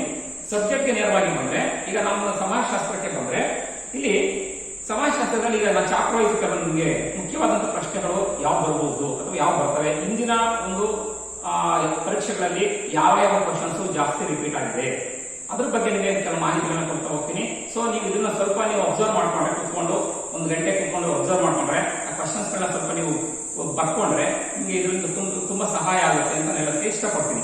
ಈಗ ಮೊದಲನೇ ಚಾಪ್ಟರ್ ತೆಗೆದುಕೊಂಡ್ರೆ, ಸೊ ಮೊದಲನೇ ಚಾಪ್ಟರ್ ಅಲ್ಲಿ ಬರುವಂತ ಕೆಲವು ಕ್ವಶನ್ಸ್ ಯಾವ್ಯಾವ ಇಂಪಾರ್ಟೆಂಟ್ ಅಥವಾ ಯಾವ ರಿಪೀಟ್ ಆಗಿರುವೆ ಇಂದಿನ ಒಂದು ಪರೀಕ್ಷೆಗಳಲ್ಲಿ ಅಂತ ನೋಡಿದ್ರೆ, ಅದ್ರಲ್ಲಿ ಮೊದಲನೇದು ಈ ಭಾರತದ ಪ್ರಾಚೀನ ಹೆಸರುಗಳಲ್ಲಿ ಒಂದನ್ನು ಹೆಸರಿಸಿ ಅಂತ ಬರುತ್ತೆ. ಆಗ ನೀವು ಬರೀತೀರ ಭಾರತ ವರ್ಷ ಅಥವಾ ಭಾರತ ಖಂಡ ಅಥವಾ ಜಂಬೂದ್ವೀಪ ಯಾವ್ದು ಬೇಕಾದ್ರೂ ಒಂದನ್ನು ನೀವು ಬರೀಬೇಕು. ಒಂದನ್ನು ಕೇಳಿದ್ರೆ ಒಂದನ್ನೇ ಬರೀಬಹುದು ನೀವು. ಅದೇ ರೀತಿಯಲ್ಲಿ ಭಾರತಕ್ಕೆ ಕ್ರೈಸ್ತ ಧರ್ಮವನ್ನು ಪರಿಚಯ ಮಾಡಿರ್ತಾರೆ ಯಾರು, ಸಂತ ಥಾಮಸ್ ಮತ್ತೆ ಸಂತ ಬಾರ್ತೋಲೋಮ ಅಂತ ಬರೀಬೇಕು. ಅದೇ ರೀತಿಯಲ್ಲಿ ಇನ್ನೊಂದು ಪ್ರಶ್ನೆ ತಗೊಂಡ್ರೆ, ಜನಸಂಖ್ಯಾ ಶಾಸ್ತ್ರದ ವಿಭಜಕ ವರ್ಷ ಯಾವುದು? ಅದು 1921. ಇಷ್ಟು ಬರೆದ್ರೆ ಸಾಕು. ಮತ್ತೆ ನೀವು ಜನಸಂಖ್ಯಾ ಶಾಸ್ತ್ರ ವಿಭಜಕ ವರ್ಷ 1921 ಅಂತ ಬರೆಯಬೇಕಾಗಿಲ್ಲ, ನೀವು ಇಷ್ಟು ಬರೆದ್ರೆ ಸಾಕಾಗುತ್ತೆ. ಅದೇ ರೀತಿ ನೆಕ್ಸ್ಟ್ ಇನ್ನೂ ಬೇರೆ ಪ್ರಶ್ನೆಗಳಾದ್ರೆ, ಈ UNPF ವಿಸ್ತರಿಸಿ ಬರೆಯಿರಿ ಅಂತ ಬರ್ಬೋದು. ಅಂದ್ರೆ ಯುನೈಟೆಡ್ ನೇಷನ್ ಪಾಪ್ಯುಲೇಷನ್ ಫಂಡ್ ಅಂತ ಬರೀತೀರಾ. ಹಾಗೆ TFR ವಿಸ್ತರಿಸಿ ಬರೆಯಿರಿ ಅಂತ ಬರುತ್ತೆ, ಟೋಟಲ್ ಫರ್ಟಿಲಿಟಿ ರೇಟ್ ಅಂತ ಬರುತ್ತೆ. ಸೊ ಇದಿಷ್ಟು ಈ 1 ಅಂಕಕ್ಕೆ ಬರುವಂತಹ ಕೆಲವೊಂದು ಪ್ರಶ್ನೆಗಳು, ಹಿಂದೆ ಬಂದಿರುವಂತಹ ಪ್ರಶ್ನೆಗಳು. ಅದೇ 2 ಅಂಕಕ್ಕೆ ಬಂದ್ರೆ ಏನ್ ಮಾಡ್ತಾರೆ ಅಂತಂದ್ರೆ, ಭಾರತದ ಜನಾಂಗೀಯ ಸಮೂಹಗಳಲ್ಲಿ ಯಾವುದಾದ್ರು 2 ಹೆಸರಿಸಿ ಅಂತ ಹೇಳಿ ಕೇಳ್ತಾರೆ. ಅವಾಗ ಏನು BF ಗುಹಾರ್ ಅವರನ್ನು ತಿಳಿಸ್ಕೊಟ್ಟಿದ್ದಾರೆ, ಜನಾಂಗೀಯ ವರ್ಗೀಕರಣಗಳು, ಅದರಲ್ಲಿ ಯಾವುದಾದ್ರೂ ಒಂದು 2 ಬರೀಬಹುದು. ನೀಗ್ರಿಟೋ ಬರೀಬಹುದು ಅಥವಾ ಟೋಟೋ ಅಷ್ಟವರೆಗೆ ಬರೀಬಹುದು. ಗೊತ್ತಾಯ್ತಲ್ಲ. ನೆಕ್ಸ್ಟ್ ಆರೇನೀಕರಣ ಪ್ರಕ್ರಿಯೆಗೆ ಸವಾಲಾದಂತಹ ಅಂಶಗಳನ್ನ ತಿಳಿಸಿ ಅಥವಾ ಅಡ್ಡಿಯಾದಂತಹ ಅಂಶಗಳನ್ನ ತಿಳಿಸಿ ಅಂತೇಳಿ ನಿಮ್ಗೆ ಕೇಳಬಹುದು. ಅವಾಗ ನೀವು 2 ಒಂದು ಕಾರಣಗಳನ್ನ ಅಥವಾ ಸವಾಲುಗಳನ್ನ ಬರೀಬೇಕಾಗುತ್ತೆ. ಅಂದ್ರೆ ವಿಲೀನಕ್ಕೆ ಬುಡಕಟ್ಟು ವರ್ಗಗಳ ಒಂದು ವಿರೋಧ ಅಂತ ಬರೀಬೇಕಾಗುತ್ತೆ, ವಿಲೀನಕ್ಕೆ ಪ್ರಬಲ ಸಮೂಹಗಳ ಒಂದು ವಿರೋಧ ಅಂತೇಳಿ ನೀವು ಬರೀಬೇಕಾಗುತ್ತೆ. ಅಥವಾ ಇನ್ನೂ ಒಂದು ನಿಮಗೆ ಗೊತ್ತಿದೆ, ನಂತರ ವಲಸೆ ಬಂದವರ ಸಮಸ್ಯೆಗಳು. ಈ 3ರಲ್ಲಿ ಯಾವ್ದಾದ್ರು ಒಂದು ನೀವಲ್ಲಿ ಬರೀಬಹುದು. ಅದೇ ರೀತಿ ಮುಂದಿನ ಒಂದು ಪ್ರಶ್ನೆಗೆ ಬಂದ್ರೆ, ಈ ಕೋಮುವಾದ ಎಂದ್ರೆ ಏನು? ಕೋಮುವಾದ ಅಂದ್ರೆ ಏನು ಅಂತ ಕೇಳ್ತಾರೆ. ಸೊ ಅವಾಗ ನೀವು ಒಂದು ಕೋಮು ಅಥವಾ ಧರ್ಮದ ವಿರೋಧ ಬಗ್ಗೆ ಇರುವಂತಹ ವಿಶೇಷವಾದಂತಹ ಮೆಚ್ಚುಗೆ, ಅದೇ ರೀತಿಯಲ್ಲಿ ಇನ್ನೊಂದು ಧರ್ಮಕ್ಕೆ ಸೇರಿದ ಒಂದು ಧರ್ಮದ ಜನರ ವಿರುದ್ಧ ಇರುವಂತಹ ಒಂದು ದ್ವೇಷಪೂರಿತ ಭಾವನೆ ಇದೆ, ಅದನ್ನ ಕೋಮುವಾದ ಅಂತೇಳಿ ನೀವು ಬರೆಯಬೇಕಾಗುತ್ತೆ. ನಾನು ಆದಷ್ಟು ಸ್ವಲ್ಪ ಫಾಸ್ಟ್ ಆಗಿ ಹೇಳ್ಕೊಂಡು ಹೋಗ್ತೀನಿ, ಯಾಕೆಂದ್ರೆ ಈ ಒಂದು ಸಮಯದಲ್ಲಿ ನಾವು 8 ಚಾಪ್ಟರ್ಗಳನ್ನ ಹೇಳೋದಕ್ಕೆ ಸಮಯ ಸಾಕಾಗೋದಿಲ್ಲ. ಸೊ ಹಾಗಾಗಿ ಸ್ವಲ್ಪ ವೇಗವಾಗಿ ನಾವು ಹೋಗ್ತಾ ಇರ್ತೀವಿ. ಹಾಗೆ ನೆಕ್ಸ್ಟ್ ಅಂದ್ರೆ ಭಾಷಾವಾದ ಅಂದ್ರೆ ಏನು? ಒಂದು ಭಾಷೆಯ ಬಗೆಗಿನ ವಿಶೇಷವಾದಂತಹ ಒಂದು ಮೆಚ್ಚುಗೆ ಹಾಗೂ ಇತರೆ ಭಾಷೆಗಳ ಬಗ್ಗೆ ಇರುವಂತಹ ತಿರಸ್ಕಾರ ಅಥವಾ ಒಂದು ದ್ವೇಷವನ್ನು ನಾವೇನಂತ ಕರಿತೀವಿ, ಭಾಷಾವಾದ ಅಂತ ಹೇಳಿ ಕರಿತೀವಿ. ಸೊ ನೀವು ಬರೀಬೇಕಾಗುತ್ತೆ. ನೆಕ್ಸ್ಟ್ ಇನ್ನೊಂದು ಮುಖ್ಯವಾದಂತಹ ಪ್ರಶ್ನೆ ಬರುವಂತದ್ದು, ಈ ಡೆಮೋಗ್ರಫಿ ಅಂದ್ರೆ ಏನು ಅಥವಾ ಡೆಮೋಗ್ರಫಿ ಪದ ಹೆಂಗೆ ರಚನೆ ಆಗಿದೆ ಅಂತ ಹೇಳಿ ನಿಮಗೆ ಕೇಳ್ತಾರೆ. ಇಲ್ಲಿ ಡೆಮೋಗ್ರಫಿ ಪದವನ್ನು ತೆಗೆದುಕೊಂಡಾಗ, ಇದು ಡೆಮೋಗ್ರಫಿ ಅನ್ನುವಂಥದ್ದು ಇಂಗ್ಲಿಷ್ ಪದ. ಇದು ಗ್ರೀಕ್ ಭಾಷೆಯ ಡೆಮೋಸ್ ಮತ್ತೆ ಗ್ರಾಫಿನ್ ಎನ್ನುವಂತಹ ಪದಗಳಿಂದ ಬಂದಿದೆ ಅಂತ ಹೇಳ್ತೀವಿ. ಇಲ್ಲಿ ಡೆಮಾಸ್ ಅಂತಂದ್ರೆ ಜನರು, ಅದೇ ರೀತಿ ಗ್ರಾಫೇನ್ ಅಂತಂದ್ರೆ ಚಿತ್ರಣ ಅಂತ ಹೇಳಿ ಬರುತ್ತೆ. ಸೊ ಅದನ್ನು ನಾವು ಟೋಟಲಿ ನಾವು 2 ಕೂಡಿಸಿದ್ರೆ ನಾಕೆ ಜನರ ಬಗೆಗಿನ ಒಂದು ಅಧ್ಯಯನ ಅನ್ನುವಂತಹ ಒಂದು ಅರ್ಥ ಬರುತ್ತೆ. ಅದನ್ನೇ ನಿಮ್ಗೆ ಅಕಸ್ಮಾತ್ ಒಂದು ವಾಕ್ಯ ಕೇಳಿದ್ರೆ, ಜನಸಂಖ್ಯಾ ಶಾಸ್ತ್ರ ಅಂದ್ರೆ ಏನು? ಜನಸಂಖ್ಯೆ ಬಗೆಗಿನ ವ್ಯವಸ್ಥಿತವಾದಂತಹ ಒಂದು ಅಧ್ಯಯನ ಅಂತ ನೀವು ಬರೆಯಬಹುದು. ಜನಸಂಖ್ಯೆ ಬಗೆಗಿನ ವ್ಯವಸ್ಥಿತ ಅಧ್ಯಯನ ಮಾಡುವ ಶಾಸ್ತ್ರಕ್ಕೆ ಜನಸಂಖ್ಯಾ ಶಾಸ್ತ್ರ ಅಂತ ಕರೆದಿದ್ದೇಳಿ ನೀವು 1 ಅಂಕಕ್ಕೆ ಬರೀಬಹುದು. ಅದೇ ರೀತಿಯಲ್ಲಿ ಈ ಒಂದು ಡೆಮೋಗ್ರಫಿ ಪದವನ್ನು ಪರಿಚಯ ಮಾಡಿದ್ಯಾರು ಅಂತ ಹೇಳಿ ಕೇಳಬಹುದು. ಅವಾಗ ನೀವು ಆಶಿಕ್ ಗಿರಿಯಾರ್ ಅಂತ ಹೇಳಿ ಬರೀಬೇಕಾಗುತ್ತೆ. ಸೊ ಹೀಗೆ ಈ ತರ ಒಂದು ಹಲವಾರು ಪ್ರಶ್ನೆಗಳು ಇಲ್ಲಿ ಉದ್ಭವವಾಗ್ತವೆ. ಅದೇ ರೀತಿ ನೆಕ್ಸ್ಟ್ ಬಂದ್ರೆ, ಈ ಚಾಪ್ಟರ್ ಈ ಬಿಮಾರು ಮತ್ತೆ ಡೆಮಾರು ಅಂದ್ರೆ ಏನು ಅಂತ ಕೇಳ್ತಾರೆ. ಇದನ್ನೇ ಇಲ್ಲಿ ಬಿಮಾರು ಅಂದ್ರೆ ಏನು ಅಂತ ಕೇಳ್ತಾರೆ, 1 ಅಂಕಕ್ಕೆ ಕೇಳ್ತಾರೆ. ಸೊ 1 ಅಂಕಕ್ಕೆ ಕೇಳಿದಾಗ ನೀವು ಬಿಮಾರು ಅಂತಂದ್ರೆ ಜನಸಂಖ್ಯೆಯ ಭಾರಿ ಹೆಚ್ಚಳವನ್ನು ಇದು ಸೂಚಿಸುತ್ತೆ ಅಂತ ಬರೆದ್ರೆ ಸಾಕಾಗುತ್ತೆ 1 ಅಂಕಕ್ಕೆ. ಅದನ್ನೇ ನೀವು 2 ಅಂಕಕ್ಕೆ ಕೇಳಿದಾಗ ಇದು ಜನಸಂಖ್ಯೆಯ ಭಾರಿ ಹೆಚ್ಚಳವನ್ನು ಸೂಚಿಸುತ್ತೆ ಅಂತ ಬರೆದು, ಜೊತೆಗೆ ನೀವೇನು ಹೋಗ್ಬೇಕಾದ್ರೆ ಈಗ ಬಿ ಅಂತಂದ್ರೆ ಏನು?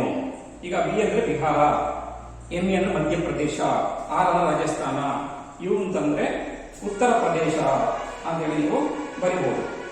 ನೆಕ್ಸ್ಟ್ ಬಂದ್ರೆ ಈಗ ಡೆಮಾರು ಅಂದ್ರೆ ಏನು ಅಂತ ಕೇಳ್ತಾರೆ. ಡೆಮಾರು ಅಂತಂದ್ರೆ ಮಕ್ಕಳ ಲಿಂಗಾನುಪಾತದಲ್ಲಿನ ತೀವ್ರ ಕುಸಿತವನ್ನ ಇದು ಸೂಚಿಸುತ್ತೆ ಅಂತ ಬರೆಯಬೇಕು 1 ಅಂಕಕ್ಕೆ. ಅದನ್ನೇ ನಿಮಗೆ 2 ಅಂಕಕ್ಕೆ ನಾವು ಕೇಳಿದಾಗ ಏನ್ ಮಾಡಬಹುದು? 2 ಅಂಕಕ್ಕೆ ನೀವು ಕೇಳಿದಾಗ ಏನ್ ಮಾಡಬಹುದು? ಅಲ್ಲಿ ಡಿ ಅಂತಂದ್ರೆ ಡಾಟರ್, ಇ ಅಂತಂದ್ರೆ ಎಲಿಮಿನೇಷನ್ ನಿವಾರಿಸು, ಒಂದು ಆತು. ಅಂದ್ರೆ ಈ ಒಂದು ಹೆಣ್ಣು ಮಕ್ಕಳನ್ನ ದೊಡ್ಡ ಸಂಖ್ಯೆಯಲ್ಲಿ ಕೊಲ್ಲುವಂತಹ ಒಂದು ಅಥವಾ ನಿವಾರಣೆ ಮಾಡುವಂತಹ ರಾಜ್ಯಗಳು ಅನ್ನೋ ಅರ್ಥದಲ್ಲಿ ನಾವು ಇದನ್ನ ಬಳಸ್ತೀವಿ. ಅವು ಯಾವ್ಯಾವ ಅಂತ ಬೇಕಾದ್ರೆ ನೀವು ಬರೀಬಹುದು. ಪಂಜಾಬ್, ಹರಿಯಾಣ, ಗುಜರಾತ್ ಮತ್ತೆ ಮಹಾರಾಷ್ಟ್ರ ಅಂತ ನೀವು ಬರೆದ್ರೆ ಸಮರ್ಪಕವಾದಂತಹ ಒಂದು ಉತ್ತರ ಇದಾಗುತ್ತೆ. ಮತ್ತೆ ನೆಕ್ಸ್ಟ್ ಮುಂದಕ್ಕೆ ಬಂದ್ರೆ ಈ ಮಕ್ಕಳ ಲಿಂಗಾನುಪಾತ ಕುಸಿಯಲು 2 ಕಾರಣ ಕೊಡಿ ಅಂತ ಕೇಳ್ತಾರೆ.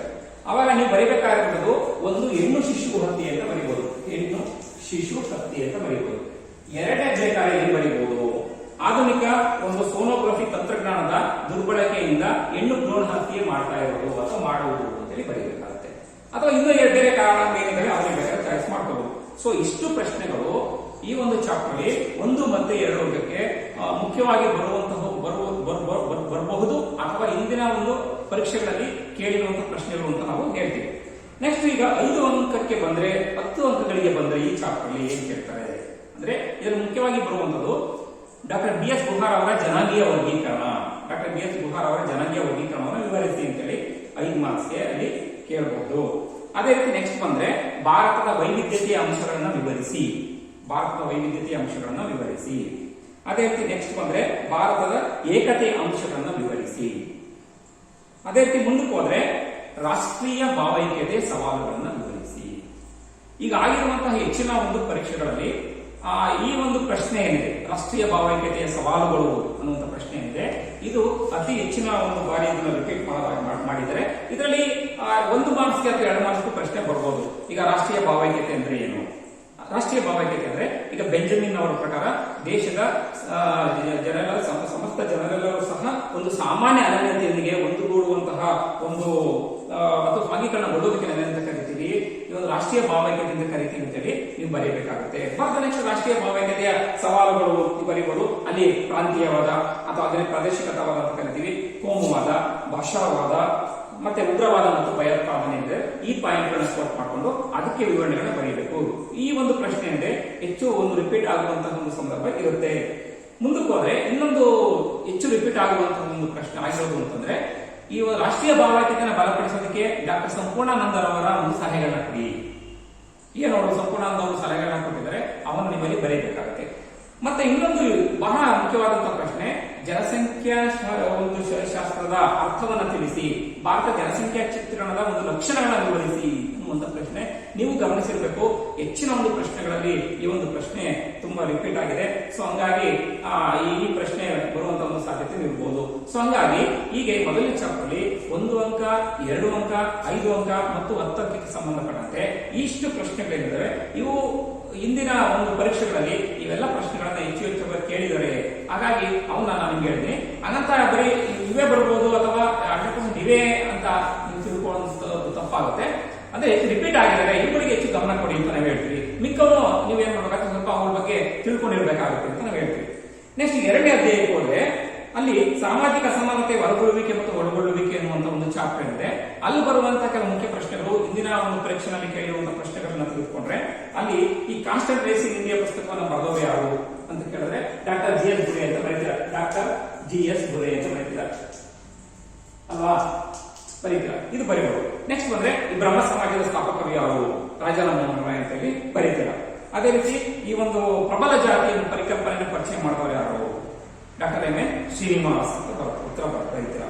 ಅದೇ ರೀತಿ ಈಗ ಇನ್ನೊಂದು ಪ್ರಶ್ನೆ ಬರುತ್ತೆ, ಅದು ಏನಪ್ಪಾ ಅಂದ್ರೆ ನೀವು ಸ್ವಲ್ಪ ಗೊಂದಲ ಮಾಡುವಂಥದ್ದು. ಈಗ ಹರಿಜನ ಎಂಬ ಪದವನ್ನ ಪರಿಚಯ ಮಾಡಿದ್ಯಾರು ಅಂತ ಒಂದು ಪ್ರಶ್ನೆ. ಹರಿಜನ ಎಂಬ ಪದವನ್ನ ಜನಪ್ರಿಯಗೊಳಿಸ್ತವ್ರು ಯಾರು, ಹರಿಜನ ಎಂಬ ಪದವನ್ನ ಪರಿಚಯ ಮಾಡಿದ್ದು ಅಂತ ಕೇಳಿದಾಗ ನೀವು ನರಸಿಂಹ ಮೆಹ್ತಾ ಅಂತ ಬರೀಬೇಕು. ಅದೇ ರೀತಿಯಲ್ಲಿ ಅದನ್ನ ಜನಪ್ರಿಯಗೊಳಿಸ್ತವ್ರು ಯಾರು ಅಂತ ಪ್ರಶ್ನೆ ಬಂದ್ರೆ ನೀವೇನ್ ಮಾಡಬೇಕು, ಮಹಾತ್ಮ ಗಾಂಧೀಜಿ ಅಂತ ಬರೀಬೇಕು. ಸೊ ಇಲ್ಲಿ ಏನಾಗುತ್ತೆ, ನಿಮಗೆ ಸ್ವಲ್ಪ ಕನ್ಫ್ಯೂಷನ್ ಆಗುತ್ತೆ. ಈ ಪ್ರಶ್ನೆಗಳು ಸುಮಾರು ಹೆಚ್ಚಿನ 90-95 ಅಂಕಗಳನ್ನ ತೆಗೆಯುವಂತ ವಿದ್ಯಾರ್ಥಿಗಳು ಏನ್ ಮಾಡ್ತಾರೆ, ಈ ಪ್ರಶ್ನೆಯನ್ನ ಸರಿಯಾಗಿ ಅರ್ಥ ಮಾಡ್ಕೊಂಡ್ರೆ ತಪ್ಪು ಉತ್ತರವನ್ನು ಕೆಲಸಕ್ಕೆ ಬರ್ತಿರ್ತಾರೆ. ಅದ ಕಾರಣ ಅವರಿಗೆ ಕನ್ಫ್ಯೂಷನ್ ಆಗಿರ್ಬೋದು. ಅಥವಾ ಕೆಲವು ಸತಿ ಏನಾಗುತ್ತೆ ಅಂದ್ರೆ ಅವ್ರು ಯೋಚನೆ ಮಾಡಕ್ಕಾಗ, ಏನ್ ಪ್ರಶ್ನೆ ಕೊಟ್ಟಿದ್ದಾರೆ, ನಾವು ಪ್ರಶ್ನೆನ ಫಸ್ಟ್ ಅರ್ಥ ಮಾಡ್ಕೋಬೇಕು. ಅಲ್ಲಿ ಜನಪ್ರಿಯ ಗೊಳಿಸೋದು ಕೊಟ್ಟಿದ್ದಾರೋ, ಪರಿಚಯ ಮಾಡೋದು ಕೊಟ್ಟಿರೋ ತಿಳ್ಕೊಂಡು ನೀವು ಬರೀಬೇಕಾಗುತ್ತೆ. ಅದೇ ರೀತಿ ಇದೇ ಚಾಪ್ಟರ್ ಅಲ್ಲಿ ಇನ್ನೊಂದು ಪ್ರಶ್ನೆ ಬರುತ್ತೆ, ಗೊಂದಲ ಆಗುವಂತದ್ದು. ಏನಪ್ಪಾ ಅಂತಂದ್ರೆ ಭಾರತದ ಪ್ರಥಮ ಹಿಂದುಳಿದ ವರ್ಗಗಳ ಆಯೋಗದ ಒಂದು ಅಧ್ಯಕ್ಷರು ಯಾರು, ಅದಕ್ಕೆ ನಾವು ಉತ್ತರ ಬಂದು ಕಾಕಾ ಸಾಹೇಬ್ ಕಾಲೇಲ್ಕರ್ ಅಂತ ಬರೀತೀವಿ. ಅದೇ ಅದರಲ್ಲಿ ಇನ್ನೊಂದು ಪ್ರಶ್ನೆ ಬಂದ್ರೆ ಕರ್ನಾಟಕದ ಪ್ರಥಮ ಹಿಂದುಳಿದ ವರ್ಗಗಳ ಆಯೋಗದ ಅಧ್ಯಕ್ಷರು ಯಾರು ಅಂತ ಬಂದಾಗ ನಾಗನಗೌಡ ಅಂತ ಬರೀತೀವಿ. ಅದೇ ರೀತಿ ಅದೇ ಪ್ರಶ್ನೆಗಳಲ್ಲಿ ಬೇರೆ ತರ ಕೇಳ್ತಾರೆ, ಏನು ಭಾರತದ ಪ್ರಥಮ ಹಿಂದುಳಿದ ವರ್ಗಗಳ ಆಯೋಗ ಯಾವುದು, ಕಾಕಾ ಸಾಹೇಬ್ ಕಾಲೇಲ್ಕರ್ ಆಯೋಗ ಅಂತ ಬರೀತೀವಿ.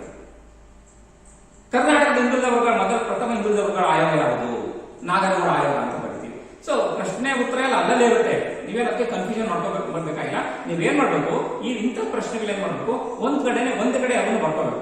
ಒಂದೇ ಕಡೆ ಅವ್ನು ಬರ್ಕೊಂಡು ಅವನ್ನ ಓದ್ಕೊಂಡು ಮತ್ತೆ ಬರ್ದು ಅಭ್ಯಾಸ ಮಾಡ್ಕೊಂಡ್ರೆ ಮಾತ್ರ ನಿಮ್ ಮನಸ್ಸಲ್ಲಿ ಇರುತ್ತೆ. ಬಿಟ್ರೆ ಸುಮ್ಮನೆ ಅದೊಂದು ಇರುತ್ತೆ ಇದೊಂದು ನೀವು ಓದ್ಕೊಂಡಿರ್ತೀರಾ, ಪರೀಕ್ಷೆ ಬಂದೇನಂತೆ ಅಲ್ಲಿ ಗೊಂದಲ ಆಗಿ ತಪ್ಪು ಬರೀತೀರ ನೀವು.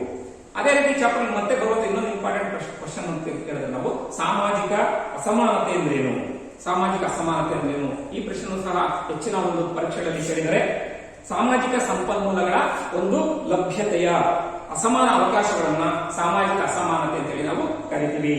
ನೀವು ಬರೆಯಬೇಕು. ಹಾಗೆ ಇನ್ನೊಂದು ಪ್ರಶ್ನೆಯನ್ನು ತೆಗೆದುಕೊಂಡ್ರೆ ಕಾಸ್ಟ್ ಎಂಬ ಪದ ಹೇಗೆ ಉತ್ಪತ್ತಿಯಾಗಿದೆ, ಹೇಗೆ ರಚನೆ ಆಗಿದೆ. ಇಲ್ಲಿ ಕಾಸ್ಟ್ ಅಂತ ಇಟ್ಕೊಂಡಾಗ ನೀವು ಬರೀಬೇಕಾಗುತ್ತೆ. ಕಾಸ್ಟ್ ಎನ್ನುವಂಥದ್ದು ಇದು ಇಂಗ್ಲಿಷ್ ಭಾಷೆ ಅಥವಾ ಆಂಗ್ಲ ಭಾಷೆಯ ಪದ ಅಂತ ಬರೀಬೇಕಾಗುತ್ತೆ.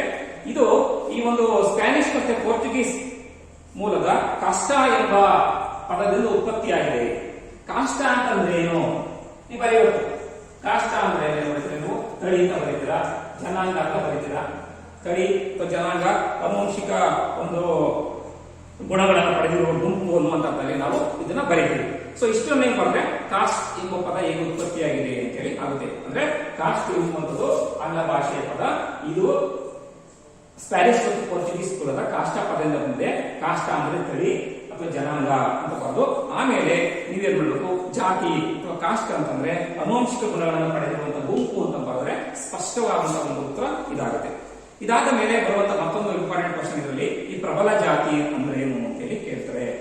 ಅದೇ ರೀತಿಯಲ್ಲಿ ಈ ಕರ್ನಾಟಕದ ಯಾವುದಾದರೂ 2 ಪರಿಶಿಷ್ಟ ಜಾತಿಗಳನ್ನು ಹೆಸರಿಸಿ, ಆದಿ ಕರ್ನಾಟಕ, ಆದಿ ದ್ರಾವಿಡ ಅಥವಾ ಮಾದಿಗ ಯಾವ ಬೇಕಾದ್ರೂ ನೀವು ಅಲ್ಲಿ ಬರೀಬಹುದು. ಮುಂದಕ್ಕೆ ಹೋದ್ರೆ ನಾವು ಇನ್ನೊಂದು ಪ್ರಶ್ನೆ ಹೆಚ್ಚಿನ ಒಂದು ಪರೀಕ್ಷೆಗಳಲ್ಲಿ ಬಂದಿರುವಂತದ್ದು ಹಿಂದುಳಿದಿರುವಿಕೆಯನ್ನ ನಿರ್ಧರಿಸುವಂತ 2 ಅಂಶಗಳನ್ನ ತಿಳಿಸಿ ಅಂತ ಹೇಳಿ ಕೇಳ್ತಾರೆ. ನೀವು ಅವಾಗ ನಿಮ್ಗೆ ಗೊತ್ತು ಸಾಮಾಜಿಕ ಮಾನದಂಡ, ಆರ್ಥಿಕ ಮಾನದಂಡ, ಶೈಕ್ಷಣಿಕ ಮಾನದಂಡ ಅಂತೇಳಿ ನೀವು ಅದನ್ನ ನೀವು ಬರೀತೀರಾ. ನೆಕ್ಸ್ಟ್ ಮುಂದಕ್ಕೆ ಹೋದ್ರೆ ನಾವು ಯಾವುದಾದ್ರೂ 2 ಸಮಾಜ ಸುಧಾರಣ ಆಂದೋಲನ ತಿಳಿಸಿ ಅಂತ ಕೇಳ್ತಾರೆ. ಚಾಪ್ಟರ್ಗೆ ನೀವು ಬರೀಬಹುದು ರಾಜಾರಾಮ್ ಮೋಹನ್ ರಾಯ್ ಅವರ ಬ್ರಹ್ಮ ಸಮಾಜ, ಅದೇ ರೀತಿಯಲ್ಲಿ ದಯಾನಂದ ಸರಸ್ವತಿ ಅವರ ಆರ್ಯ ಸಮಾಜ, ಇವುಗಳನ್ನ ಬೇಕಾದ್ರೆ ನೀವು ಅಲ್ಲಿ ಒಟ್ಟು ಮಾಡಬಹುದು. ಇದಿಷ್ಟು ಈ ಒಂದು ಚಾಪ್ಟರ್ ಅಲ್ಲಿ ಮುಖ್ಯವಾಗಿ ಕೇಳಿರುವಂತಹ ಪ್ರಶ್ನೆಗಳು, ಇಂದಿನ ಒಂದು ಪರೀಕ್ಷೆಯಲ್ಲಿ ಕೇಳಿರುವಂತಹ ಪ್ರಶ್ನೆಗಳು ರಿಪೀಟ್ ಆಗಿರುವಂತಹ. ಇದಾದ ಮೇಲೆ 5 ಮತ್ತೆ 10 ಅಂಕಗಳಿಗೆ ಬಂದರೆ ಯಾವ ಪ್ರಶ್ನೆಗಳು ಜಾಸ್ತಿ ರಿಪೀಟ್ ಆಗ್ತವೆ. ಇಲ್ಲಿ ಮುಖ್ಯವಾಗಿ ಬರುವಂತಹ ಪ್ರಶ್ನೆ ಜಾತಿ ಎಂದರೇನು ಅಥವಾ ಜಾತಿಯನ್ನು ವ್ಯಾಖ್ಯಾನಿಸಿ, ಜಾತಿಯ ಸಾಂಪ್ರದಾಯಿಕ ಲಕ್ಷಣಗಳನ್ನು ವಿವರಿಸಿ. ಸೊ ಈ ಪ್ರಶ್ನೆ ಅಂತೂ ತುಂಬಾ ಸಾರಿ ಇಂದಿನ ಒಂದು ಪರೀಕ್ಷೆಗಳಲ್ಲಿ ರಿಪೀಟ್ ಆಗಿದೆ. ಸೊ ಹಂಗಾಗಿ ಇದ್ರ ಬಗ್ಗೆ ಹೆಚ್ಚಿನ ನೀವು ಒತ್ತನ್ನು ಕೊಡಬೇಕಾಗುತ್ತೆ. ಹಾಗೆ ಮತ್ತೊಂದು ಇದರಲ್ಲಿ ಜಾಸ್ತಿ ರಿಪೀಟ್ ಆಗಿರುವಂತದ್ದು ಸ್ವಾತಂತ್ರ್ಯ ಪೂರ್ವ ಭಾರತದಲ್ಲಿ ಜಾತಿ ವ್ಯವಸ್ಥೆಯಲ್ಲಾದಂತಹ ಬದಲಾವಣೆಗಳನ್ನು ವಿವರಿಸಿ ಅಂತ ಕೇಳ್ತಾರೆ. ಇದನ್ನ ಇನ್ನೊಂದು ತರ ಕೇಳ್ತಾರೆ, ಏನು ಬ್ರಿಟಿಷರ ಕಾಲಾವಧಿಯಲ್ಲಿ ಜಾತಿ ವ್ಯವಸ್ಥೆಯಲ್ಲಾದಂತಹ ಬದಲಾವಣೆಗಳನ್ನು ವಿವರಿಸಿ. ಯಾವ ತರ ಕೇಳಿದ್ರು ಒಂದೇ, ಸ್ವಾತಂತ್ರ್ಯ ಪೂರ್ವ ಅಂತ ಕೇಳಿದ್ರು ಒಂದೇ, ಬ್ರಿಟಿಷರ ಕಾಲಾವಧಿ ಅಂತ ಕೇಳಿದ್ರು ಒಂದೇ, ಅದಕ್ಕೆ ಉತ್ತರ ಎರಡಕ್ಕೂ ಒಂದೇ ಬರುತ್ತೆ. ಸೊ ಇದು ಹೆಚ್ಚಿನ ಬಾರ ರಿಪೀಟ್ ಆಗಿದೆ. ಹಾಗೆ ಇನ್ನೊಂದು ಪ್ರಶ್ನೆ ಜಾಸ್ತಿ ರಿಪೀಟ್ ಆಗಿರುವಂತಹ ಪ್ರಶ್ನೆ ಯಾವಪ್ಪ ಇದರಲ್ಲಿ, ಕರ್ನಾಟಕದ ಹಿಂದುಳಿದ ವರ್ಗಗಳ ಆಯೋಗದ ಬಗ್ಗೆ ಟಿಪ್ಪಣಿ ಬರೆಯಿರಿ. ಈ ಪ್ರಶ್ನೆ ಹೆಚ್ಚಿನ ಬಾರಿ ರಿಪೀಟ್ ಆಗಿದೆ. ಸೊ ಇದನ್ನು ನೀವು ನೋಡಬೇಕಾಗುತ್ತೆ. ಇದಲ್ಲದೆ ಕೆಲವು ಪ್ರಶ್ನೆಗಳು ಒಂದೊಂದು ಸಾರಿ ಕೇಳಿದರೆ ಅವು ಯಾವ್ಯಾವ ಪ್ರಶ್ನೆಗಳು, ಸ್ವಾತಂತ್ರ್ಯ ನಂತರದ ಭಾರತದಲ್ಲಿ ಜಾತಿ ವ್ಯವಸ್ಥೆಗಳಾದಂತಹ ಬದಲಾವಣೆಗಳನ್ನು ವಿವರಿಸಿ, ಅದೇ ರೀತಿಯಲ್ಲಿ ಈ ಒಂದು ಪರಿಶಿಷ್ಟ ಪಂಗಡಗಳ ಸಮಸ್ಯೆಗಳನ್ನು ವಿವರಿಸಿ, ಮತ್ತೆ ಈ ಪರಿಶಿಷ್ಟ ಜಾತಿಗಳ ಅರ್ಥವನ್ನು ತಿಳಿಸಿ ಅವರ ಸಮಸ್ಯೆಗಳನ್ನು ವಿವರಿಸಿ ಅಂತ ಕೇಳ್ತಾರೆ. ಸೊ ಹೀಗೆ ಏನ್ ಅನೇಕ ಜಾತಿಯ ಸಾಂಪ್ರದಾಯಿಕ ಲಕ್ಷಣಗಳಾಗಿರ್ಬೋದು, ಕರ್ನಾಟಕ ಹಿಂದುಳಿದ ವರ್ಗಗಳ ಆಯೋಗದ ಬಗ್ಗೆ ಬರೆಯಬೇಕಾಗ್ಬೋದು, ಸ್ವಾತಂತ್ರ್ಯ ಪೂರ್ವ ಭಾರತದಲ್ಲಿ ಅಥವಾ ಬ್ರಿಟಿಷರ ಕಾಲ ಜಾತಿ ಬದಲಾವಣೆಗಳು ಏನಿದೆ ಇವು ಹೆಚ್ಚಿನ ಬಾರಿ ಪ್ರಶ್ನೆಗಳು ವಾರ್ಷಿಕ ಪರೀಕ್ಷೆಯಲ್ಲಿ ಬಂದಿದ್ದಾವೆ. ಮಿಕ್ಕಂತ ಪ್ರಶ್ನೆಗಳು ಒಂದ್ಸತಿ 2 ಸತಿ ಬಂದಿದ್ದಾವೆ. ಸೊ ಹಂಗಾಗಿ ನಾನು ಯಾವ ಜಾಸ್ತಿ ಬಂದಿದ್ದಾವೆ ಅಂತ ಹೇಳ್ತಾ ಇದ್ದೀನಿ. ಸೊ ಅವ್ರ ಕಡೆ ಹೆಚ್ಚು ಒತ್ತು ಕೊಟ್ಟು ನಿಮಗೆ ತುಂಬಾ ಒಳ್ಳೆಯದು. ಇದಿಷ್ಟು 2ನೇ ಚಾಪ್ಟರ್. ಅದೇ ರೀತಿ ನಾವು 3ನೇ ಚಾಪ್ಟರ್ಗೆ ಹೋದ್ರೆ ಈ ಒಳಗೊಳ್ಳುವಿಕೆ ಕಾರ್ಯತಂತ್ರಗಳು ಅನ್ನುವಂತ ಒಂದು ಚಾಪ್ಟರ್. ಇದರಲ್ಲಿ ಏನ್ ಕೇಳಬಹುದು, ಅದ್ರಲ್ಲಿ ಮುಖ್ಯವಾಗಿ ಬರುವಂತಹ ಪ್ರಶ್ನೆ ಸಂವಿಧಾನದ ಎಷ್ಟನೇ ವಿಧಿಯ ಪ್ರಕಾರ ಅಸ್ಪೃಶ್ಯತೆಯನ್ನು ನಿಷೇಧಿಸಲಾಗಿದೆ ಅಂತ ಕೇಳ್ತಾರೆ. ಸೊ ಅವಾಗ ನೀವು ಏನ್ ಬರೀಬೇಕು, ಅಲ್ಲಿ 17ನೇ ವಿಧಿ ಅಂತ ಬರೀಬೇಕು. ಅಷ್ಟು ಬರೆದ್ರೆ ಸಾಕು. ನೀವು 17ನೇ ವಿಧಿ ಅಂತ ಇಷ್ಟು ಬರೆದ್ರೆ ಸಾಕು, ಬಿಟ್ರೆ ಬೇರೆ ಎಷ್ಟೇ ಏನೋ ಬರೆಯುವಂತ ಅವಶ್ಯಕತೆ ಅಲ್ಲಿ ಇಲ್ಲ. ಅದೇ ರೀತಿ ಇನ್ನೂ ಮುಂದಕ್ಕೆ ಹೋದ್ರೆ ಈ ಸುಲಭ ಇಂಟರ್ನ್ಯಾಷನಲ್ ಸ್ಥಾಪಕರು ಯಾರು ಅಥವಾ ಸ್ಥಾಪನೆ ಮಾಡಿದ ಯಾರು ಅಂತ ಕೇಳ್ತಾರೆ. ಆವಾಗ ನೀವು ಡಾಕ್ಟರ್ ಬಿಂದೇಶ್ವರ ಪಾಠಕ್ ಅಂತ ಹೇಳಿ ನೀವು ಬರೀಬೇಕು. ಡಾಕ್ಟರ್ ಬಿಂದೇಶ್ವರ ಪಾಠಕ್ ಅವರ ಬರೆಯಬೇಕಾಗುತ್ತೆ. ಅದೇ ರೀತಿ ಇನ್ನೊಂದು ಪ್ರಶ್ನೆ, ಸ್ತ್ರೀ ಶಕ್ತಿ ಯೋಜನೆಯನ್ನ ಯಾವ ವರ್ಷ ಜಾರಿಗೊಳಿಸಲಾಯಿತು? 2000, 2001 ಅಂತ ನೀವು ಬರೆಯಬೇಕು. 2001 ನೀವು ಬರೀಬೇಕಾಗುತ್ತೆ. ಅದೇ ರೀತಿಯಲ್ಲಿ ಮತ್ತೊಂದು ಪ್ರಶ್ನೆ ಹೇಳಿದ್ರೆ ಸೂಕ್ಷ್ಮ ಹಣಕಾಸು ಪರಿಕಲ್ಪನೆಯನ್ನ ಮೊದಲು ಪರಿಚಯ ಮಾಡಿಕೊಟ್ಟಿದ್ದಾರೆ ಡಾಕ್ಟರ್ ಮೊಹಮ್ಮದ್ ಯೂನಸ್ ಅಂತ ಹೇಳಿ ಬರೀಬೇಕು. ಅದನ್ನ ಇನ್ನೊಂದು ಕೇಳ್ತಾರೆ, ಬಾಂಗ್ಲಾದೇಶದಲ್ಲಿ ಸೂಕ್ಷ್ಮ ಹಣಕಾಸು ಪರಿಕಲ್ಪನೆ ಮೊದಲು ಪರಿಚಯ ಮಾಡಿಕೊಟ್ಟಿದ್ದಾರೆ ಬಾಂಗ್ಲಾದೇಶದ ಅಂತ ಕೇಳಿ, ಅದನ್ನ ಕೇಳಿ ಅದು ಒಂದೇ ಉತ್ತರ ಇರುವಂತದ್ದು ಮೊಹಮ್ಮದ್ ಯೂನಸ್ ಅಂತಾನೆ ಬರೀಬೇಕು. ಹಾಗೆ ಇನ್ನೊಂದು ಇಂಪಾರ್ಟೆಂಟ್ ಆಗಿ ಬರುವಂತದ್ದು ಲಿಜ್ಜತ್ನ ಕೇಂದ್ರ ಕಚೇರಿ ಇಲ್ಲಿದೆ ಅಂತ ಕೇಳ್ತಾರೆ, ಅದು ಮುಂಬೈ. ನಿಮ್ಗೆ ಉತ್ತರ ಗೊತ್ತಿರುತ್ತೆ. ಅದಾದ್ಮೇಲೆ ಮುಂದಕ್ಕೆ ಹೋದ್ರೆ ಮತ್ತೆ ಈ SKD-RDP ವಿಸ್ತರಿಸಿ ಬರೆಯಿರಿ ಅಥವಾ SKD-RDP ಅಂದ್ರೆ ಏನು ಅಂತ ಕೇಳ್ತಾರೆ. ನಿಮ್ಗೆ ಗೊತ್ತಿದೆ, ಇದು ಶ್ರೀ ಕ್ಷೇತ್ರ ಧರ್ಮಸ್ಥಳ ಗ್ರಾಮೀಣ ಅಭಿವೃದ್ಧಿ ಯೋಜನೆ ಅಥವಾ ಶ್ರೀ ಕ್ಷೇತ್ರ ಧರ್ಮಸ್ಥಳ ರೂರಲ್ ಡೆವಲಪ್ಮೆಂಟ್ ಪ್ರೋಗ್ರಾಮ್ ಅಂತ ನೀವು ಬರೆಯಬೇಕು. ಅದೇ ಇನ್ನೊಂದು ಪ್ರಶ್ನೆ ಬರುತ್ತೆ ಇದರಲ್ಲಿ, ಕರ್ನಾಟಕದಲ್ಲಿ ಸೋಲಿಗರ ಅಭಿವೃದ್ಧಿಗೆ ಶ್ರಮಿಸುತ್ತಿರುವಂತಹ ಸಂಘಟನೆ ಯಾವುದು ಅನ್ನುವಂಥ ಪ್ರಶ್ನೆ ಬರಬಹುದು. ಸೊ ಅದನ್ನು ಗೊತ್ತು, ಡಾಕ್ಟರ್ ಸುದರ್ಶನ್ ರವರ ವಿವೇಕಾನಂದ ಗಿರಿಜನ ಕೇಂದ್ರ, ಬಿಳಿಗಿರಿ ರಂಗನ ಬೆಟ್ಟ. ಸೊ ಈ ಉತ್ತರವನ್ನು ನೀವು ಅಲ್ಲಿ ಬರೀಬಹುದು. ಹಾಗೆ ಇದರಲ್ಲಿ ಕೆಲವು ಅಬ್ರಿವೇಷನ್ಸ್ ಬರ್ತವೆ, ವಿಸ್ತರಿಸಿ ಬರೆಯಿರಿ ಅಂತ ಕೇಳ್ತಾರೆ. ಹೆಚ್ಚಿಗೆ ಬರುವಂತದ್ದು ಅಂತಂದಾಗ ಲ್ಯಾಂಡ್ಸ್ ಬರ್ಬೋದು, ಇಲ್ಲಿ ಲಾರ್ಜ್ ಏರಿಯಾ ಮಲ್ಟಿಪರ್ಪಸ್ ಸೊಸೈಟೀಸ್ ಅದನ್ನ ನೀವು ಬರೀಬೇಕಾಗುತ್ತೆ. ಮತ್ತೊಂದು ಟ್ರೈಫೆಡ್ ಅಂದ್ರೆ tribal cooperative marketing development federation. So ಆ ಉತ್ತರವನ್ನು ನೀವು ಅಲ್ಲಿ ಬರೀಬೇಕಾಗುತ್ತೆ. ಮತ್ತೆ ಇನ್ನು ಮುಂದಕ್ಕೆ ಹೋದ್ರೆ ಈ ನಬಾರ್ಡ್ ವಿಸ್ತರಿಸಿ ಬರೆಯಿರಿ ಅಂತ ಹೇಳಿ ಕೇಳ್ತಾರೆ. ನಬಾರ್ಡ್ ವಿಸ್ತರಿಸಿ ಬರೆಯಿರಿ, national bank for agricultural development ಅಂತ ನೀವು ಬರೀಬೇಕು, ಡೆವಲಪ್ಮೆಂಟ್ ಅಂತ ಬರೀಬೇಕಾಗುತ್ತೆ. ನೆಕ್ಸ್ಟ್ ಬರೀಬೇಕಾದ್ರೆ ಮಹಿಳಾ ಸಬಲೀಕರಣ ಅಂದ್ರೆ ಏನು ಅಂತ ಕೇಳ್ತಾರೆ. ಮಹಿಳಾ ಸಬಲೀಕರಣ ಇದು ಸುಮಾರು ಸತಿ ಕೇಳಿದರೆ, ಮಹಿಳಾ ಸಬಲೀಕರಣ ಅಂತಂದ್ರೆ ಮಹಿಳೆಯರನ್ನ ಸಬಲಗೊಳಿಸುವುದು ಅಥವಾ ಅವರಿಗೆ ಅಧಿಕಾರವನ್ನು ಕೊಡುವುದು. ಅಧಿಕಾರ ಕೊಡುವುದು ಅಂದ್ರೇನು, ಅವರ ಸಮಸ್ಯೆಗಳನ್ನ ಅವರೇ ಬಗೆಹರಿಸಿಕೊಳ್ಳೋದಕ್ಕೆ ಬೇಕಾದಂತಹ ಒಂದು ಅಧಿಕಾರವನ್ನು ಅವರಲ್ಲಿ ಕೊಡುವಂಥದ್ದು, ಅವರನ್ನು ಸಶಕ್ತರನ್ನಾಗಿಸುವುದು ಅಂತೇಳಿ ನೀವು ಬರೀಬೇಕಾಗುತ್ತೆ. ಹೀಗೆ ಸುಮಾರು ಪ್ರಶ್ನೆಗಳು ಇದರಲ್ಲಿ ಬರ್ತವೆ. ಹಾಗೆ ಇನ್ನೂ ಕೆಲವು ಪ್ರಶ್ನೆಗಳನ್ನ ನಾವು ಹೇಳೋದಾದ್ರೆ, ಈ ಸೂಕ್ಷ್ಮ ಹಣಕಾಸು ಅಂತಂದ್ರೇನು, ಸ್ತ್ರೀ ಶಕ್ತಿಯ ಉದ್ದೇಶಗಳನ್ನ ತಿಳಿಸಿ ಅಂತ ಕೇಳಬಹುದು. ಮತ್ತೊಂದು ಲಿಂಗ ಮತ್ತು ಲಿಂಗತ್ವದ ಬಗ್ಗೆ ಬರೆಯಿರಿ ಅಥವಾ ಲಿಂಗ ಮತ್ತು ಲಿಂಗತ್ವದ ಬಗ್ಗೆ ಇರುವಂತಹ ವ್ಯತ್ಯಾಸಗಳನ್ನ ತಿಳಿಸಿ ಅಂತ ನಿಮಗೆ ಕೇಳ್ತಾರೆ. ಇಲ್ಲಿ ನಿಮಗೆ ಸ್ವಲ್ಪ ಕನ್ಫ್ಯೂಷನ್ ಆಗುತ್ತೆ. ಇಲ್ಲಿ ಲಿಂಗ ಅನ್ನುವಂಥದ್ದು ಏನಾಗುತ್ತೆ ಅಂದ್ರೆ ಇದು ಜೈವಿಕ ಅಂಶ ಆಗುತ್ತೆ, ಲಿಂಗತ್ವ ಅನ್ನುವಂಥದ್ದು ಸಾಮಾಜಿಕ ಅಂಶ ಆಗುತ್ತೆ. ಅಂದ್ರೆ ಲಿಂಗ ಅಂತಂದ್ರೆ ಏನಾಗುತ್ತೆ ಅಂತಂದ್ರೆ ಇಲ್ಲಿ ಇದು ಜೈವಿಕವಾದ ಶಾರೀರಿಕವಾದಂತಹ ಒಂದು ಸ್ಥಿತಿಯನ್ನ ಅಥವಾ ಸ್ತ್ರೀ ಮತ್ತು ಪುರುಷ ಲಿಂಗವನ್ನು ಇದು ಸೂಚಿಸುತ್ತೆ. ಲಿಂಗತ್ವ ಅಂತ ಹೋದಾಗ ಏನಾಗುತ್ತೆ, ಇದು ಪುರುಷತ್ವ, ಸ್ತ್ರೀತ್ವ ಇವುಗಳ ಆಧಾರದ ಮೇಲೆ ಸಮಾಜ ಏನು ಅವ್ರೇ ಕೆಲವು ಗುಣಗಳನ್ನ ಆರೋಪಣ ಮಾಡುತ್ತೆ. ಸೊ ಅದನ್ನ ಏನಂತ ಕರಿತೀವಿ ಅಂತಂದ್ರೆ ಲಿಂಗತ್ವ ಅಂತ ಹೇಳಿ ಕರಿತೀವಿ. ಸೊ ಹೀಗೆ ನೀವು ಇದನ್ನ ಸಿಂಪಲ್ ಆಗಿ ತಿಳ್ಕೊಳ್ಳುವಂತ ಪ್ರಯತ್ನವನ್ನ ಮಾಡಬೇಕಾಗುತ್ತೆ. ಸೊ ಹೀಗೆ ಈ ಒಂದು ಚಾಪ್ಟರ್ಲಿ ಈ 1 ಮತ್ತು 2 ಅಂಕಗಳಿಗೆ ಇಷ್ಟು ಪ್ರಶ್ನೆಗಳು ಬರುವಂತ ಒಂದು ಸಾಧ್ಯತೆ ಇರುತ್ತೆ. ನೆಕ್ಸ್ಟ್ 5 ಮತ್ತು 10 ಅಂಕಗಳಿಗೆ ಬಂದ್ರೆ ಅಲ್ಲಿ ಬರುವಂತಹ ಕೆಲವು ಪ್ರಶ್ನೆಗಳು ಯಾವ ಒಂದು ಪರೀಕ್ಷೆಯಲ್ಲಿ ಜಾಸ್ತಿ ಬಂದಿದ್ದಾವೆ ಅಂತ ಹೋದ್ರೆ, ಅಲ್ಲಿ ಈ ಪರಿಶಿಷ್ಟ ಜಾತಿಗಳ ಕಲ್ಯಾಣಕ್ಕಾಗಿ ಕೈಗೊಳ್ಳಲಾಗಿರುವಂತಹ ಅಭಿವೃದ್ಧಿ ಕ್ರಮಗಳನ್ನು ವಿವರಿಸಿ ಅಂತ ಹೇಳಿ ಕೇಳ್ತಾರೆ. ಅದಾದ ಇನ್ನೊಂದು ಇಂಪಾರ್ಟೆಂಟ್ ಆಗಿ ಬರುವಂತದ್ರಲ್ಲಿ ಜಾಸ್ತಿ ರಿಪೀಟ್ ಆಗುವಂಥದ್ದು ಅಸ್ಪೃಶ್ಯರ ಏಳಿಗೆಯಲ್ಲಿ doctor B R Ambedkar Mahatma ಗಾಂಧೀಜಿಯವರ ಒಂದು ಪಾತ್ರವನ್ನು ತಿಳಿಸಿ ಅಂತ ಹೇಳಿ ಕೇಳ್ತಾರೆ. ಇದು ಸುಮಾರು ರಿಪೀಟ್ ಆಗಿದೆ. ಹಾಗೆ ಮತ್ತೊಂದು ನೋಡೋದಾದ್ರೆ ಈ ಒಂದು ಮಹಿಳಾ ಸಬಲೀಕರಣದ ಅರ್ಥವನ್ನು ತಿಳಿಸಿ ಅದರ ಕಾರ್ಯತಂತ್ರಗಳನ್ನ, ಮಹಿಳಾ ಸಬಲೀಕರಣದ ಕಾರ್ಯತಂತ್ರಗಳನ್ನ ವಿವರಿಸಿ ಅಂತ ಹೇಳಿ ಕೇಳ್ತಾರೆ. ಹಾಗೆ ಮತ್ತೊಂದು ಸೂಕ್ಷ್ಮ ಹಣಕಾಸು ಎಂದರೇನು, ಅದರ ಲಕ್ಷಣಗಳನ್ನ ವಿವರಿಸಿ, ಅದರ ಪ್ರಕಾರಗಳನ್ನ ವಿವರಿಸಿ ಅಂತ ಕೇಳ್ತಾರೆ. ಇನ್ನ ಕಡೆಯದಾಗಿರೋದ್ರೆ ಬರುವಂತ ಇನ್ನೊಂದು ಪ್ರಶ್ನೆ ಅಂತಂದ್ರೆ ಸಮಾನತೆಯಂತ ವರದಿ 1974 ಬಗ್ಗೆ ಟಿಪ್ಪಣಿ ಬರೆಯಿರಿ. ಇದನ್ನು ಸುಮಾರು ಸತಿ ಕೇಳಿದ್ದಾರೆ. ಸೊ ಹೀಗೆ ಇಷ್ಟು ಪ್ರಶ್ನೆಗಳು 5 ಮತ್ತು 10 ಅಂಕಗಳಿಗೆ ಈ ಒಂದು ಚಾಪ್ಟರ್ ಅಲ್ಲಿ ಬರುವಂತಹ ಸಾಧ್ಯತೆಗಳು ಇರುತ್ತೆ. ಇನ್ನು ಮುಂದಿನ ಚಾಪ್ಟರ್ ಹೋದ್ರೆ ನಾವು 4ನೇ ಚಾಪ್ಟರ್ ಹೋದ್ರೆ ಇದು ಭಾರತದಲ್ಲಿ ಕುಟುಂಬ ವ್ಯವಸ್ಥೆ ಅಂತ ಬಂದ್ರೆ ಅಲ್ಲಿ ನಿಮ್ಗೆ ನಾನು ಸ್ಟಾರ್ಟಿಂಗ್ ಹೇಳಿದ್ದೆ ಕೆಲವು ಕ್ವಶನ್ಸ್. ಭಾರತದ ಒಂದು ಅವಿಭಕ್ತ ಕುಟುಂಬವನ್ನ ಬೃಹತ್ ಮನೆ, ಮಹಾಮನೆ ಎಂದು ಬರೆದವರು ಯಾರು ಅಂತ ನಿಮ್ಗೆ ಹೇಳಿದ್ದೆ. ಅದರಲ್ಲಿ ಅದಕ್ಕೆ ಉತ್ತರ ಬಂದು ಹೆನ್ರಿ ಮೇನೆ. ಹಾಗೆ ಇನ್ನೊಂದು ಪ್ರಶ್ನೆ ಕಿನ್ಶಿಪ್ ಆರ್ಗನೈಸೇಷನ್ ಇನ್ ಇಂಡಿಯಾ, ಇದನ್ನು ಬರೆದವರು ಯಾರು ಅಂತ ಕೇಳಿದ್ರೆ ಡಾಕ್ಟರ್ ಇರಾವತಿ ಕರ್ವೆ ಅಂತೇಳಿ ನೀವು ಬರೆಯಬೇಕಾಗುತ್ತೆ. ಮತ್ತೊಂದು ಪ್ರಶ್ನೆ marriage and family in India, ಬರೆದವರು ಯಾರು ಅಂತ ಕೇಳ್ತಾರೆ, KM ಕಪಾಡಿಯಾ. ಇದಕ್ಕೆ ಉತ್ತರವನ್ನು ನೀವು ಬರೆಯಬೇಕಾಗುತ್ತೆ. ಮತ್ತೊಂದು ಪ್ರಶ್ನೆ ಇದರಲ್ಲಿ ಇಲ್ಲಂ ಮತ್ತು ತರವಾಡು ಎಂದರೇನು ಅಂತ ಕೇಳ್ತಾರೆ. ಇಲ್ಲೂ ನಿಮ್ಗೆ ಸ್ವಲ್ಪ ಕನ್ಫ್ಯೂಷನ್ ಆಗುತ್ತೆ. ಇದನ್ನೇ ಕನ್ಫ್ಯೂಷನ್ ಮಾಡೋ ಅವಶ್ಯಕತೆ ಇಲ್ಲ. ಇಲ್ಲಂ ಅಂತ ಅಂದ್ರೆ ನೀವು ಕರೆಕ್ಟ್ ತಿಳ್ಕೋಬೇಕಾದಂತ ಅಂದ್ರೆ ಅಂತಂದ್ರೆ ಕೇರಳದ ನಂಬೂದರಿ ಬ್ರಾಹ್ಮಣರ ಪಿತೃಪ್ರಧಾನ ಕುಟುಂಬವನ್ನ ಏನ್ ಮಾಡ್ತೀವಿ ಇಲ್ಲಂ ಅಂತೇಳಿ ಕರಿತೀವಿ. ಅದೇ ರೀತಿ ತರವಾಡು ಅಂತಂದ್ರೆ ಕೇರಳದ ನಾಯರ್ ಜನಾಂಗದಲ್ಲಿ ಬರುವಂತಹ ಒಂದು ಮಾತೃಪ್ರಧಾನ ಕುಟುಂಬಕ್ಕೆ ನಾವೇನ್ ಮಾಡ್ತೀವಿ ತರವಾಡು ಅಂತ ಕರಿತೀವಿ ಅಂತೇಳಿ ನೀವು ಬರೀಬೇಕಾಗುತ್ತೆ. ಸೊ ಹಾಗಾಗಿ ಈ ತರ ಒಂದು ಸಿಂಪಲ್ ಆಗಿ ನೀವು ಇದನ್ನು ತಿಳ್ಕೋಬೇಕಾಗುತ್ತೆ. ಮುಂದಕ್ಕೆ ಹೋದ್ರೆ ಕರ್ಣವನ್ ಅಂದ್ರೆ ಯಾರು ಅಂತ ಕೇಳ್ತಾರೆ. ಕರ್ಣವನ್ ಅಂದ್ರೆ ಯಾರು ಅಂತ ಕೇಳ್ತಾರೆ. ಸೊ ಅವಾಗ ಏನು ಬರೀಬೇಕು ಅಂತಂದ್ರೆ ಈ ಕೇರಳದ ನಾಯರ್ ಜನಾಂಗದ ಮಾತೃಪ್ರಧಾನ ಕುಟುಂಬದಲ್ಲಿ ಕುಟುಂಬದ ಒಂದು ಜವಾಬ್ದಾರಿಯನ್ನ ನಿರ್ವಹಿಸುವಂತ ವ್ಯಕ್ತಿ, ಕುಟುಂಬದ ವ್ಯವಹಾರಗಳನ್ನು ನೋಡಿಕೊಳ್ಳುವಂತ ವ್ಯಕ್ತಿಗೆ ಏನ್ ಮಾಡ್ತೀವಿ ಕರ್ಣ ಅಂತ ನಾವು ಕರಿತೀವಿ. ಅದೇ ತಾಯಿ ಯಜಮಾನಿಯಾಗಿರ್ತಾರೆ. ಸೊ ಅವರ ಪರವಾಗಿ ಅವಳ ಸಹೋದರ ಇರುವಂತವನು ಆ ಕುಟುಂಬದ ಒಂದು ಜವಾಬ್ದಾರಿಯನ್ನು ವಹಿಸ್ಕೊಂಡು ನಡೆಸ್ಕೊಂಡು ಹೋಗ್ತಾ ಇರ್ತಾನೆ. ಸೊ ಅವನು ನಾವೇನಂತ ಕರಿತೀವಿ ಕರ್ಣವನ್ ಅಂತ ನಾವು ಕರಿತೀವಿ. ಸೊ ಇದು ನೀವು ಸ್ವಲ್ಪ ನಾವು ಇಟ್ಕೋಬೇಕಾಗುತ್ತೆ. ಮುಂದಕ್ಕೆ ಹೋದ್ರೆ ಮುಂದಿನ ಪ್ರಶ್ನೆ ನೋಡಿದ್ರೆ ಈ ಅವಿಭಕ್ತ ಕುಟುಂಬದ 2 ಪ್ರಕಾರಗಳನ್ನ ತಿಳಿಸಿ. ಅವಾಗ ನೀವು ಇಲ್ಲಂ ತರವಾಡು ಅಂತ ಬರೀಬೇಕಾಗುತ್ತೆ. ಕೆಲವರು ಪಿತೃಪ್ರಧಾನ ಅವಿಭಕ್ತ ಕುಟುಂಬ ಮಾತೃಪ್ರಧಾನ ಅವಿಭಕ್ತ ಕುಟುಂಬ ಅಂತ ಬರೀದಿಲ್ಲ, ಏನ್ ತೊಂದರೆ ಇಲ್ಲ, ಯಾವ್ದು ಬರೋದು ಅಂಕಗಳನ್ನ ಕೊಡ್ತಾರೆ. ಮುಂದೆ ಹೋದ್ರೆ ಅವಿಭಕ್ತ ಕುಟುಂಬದ ಮೇಲೆ ಪ್ರಭಾವ ಬೀರುವಂತಹ ಯಾವುದಾದರೂ 2 ಸಾಮಾಜಿಕ ಶಾಸನಗಳನ್ನ ಬರೆಯಿರಿ ಅಂತ ಕೇಳಬಹುದು.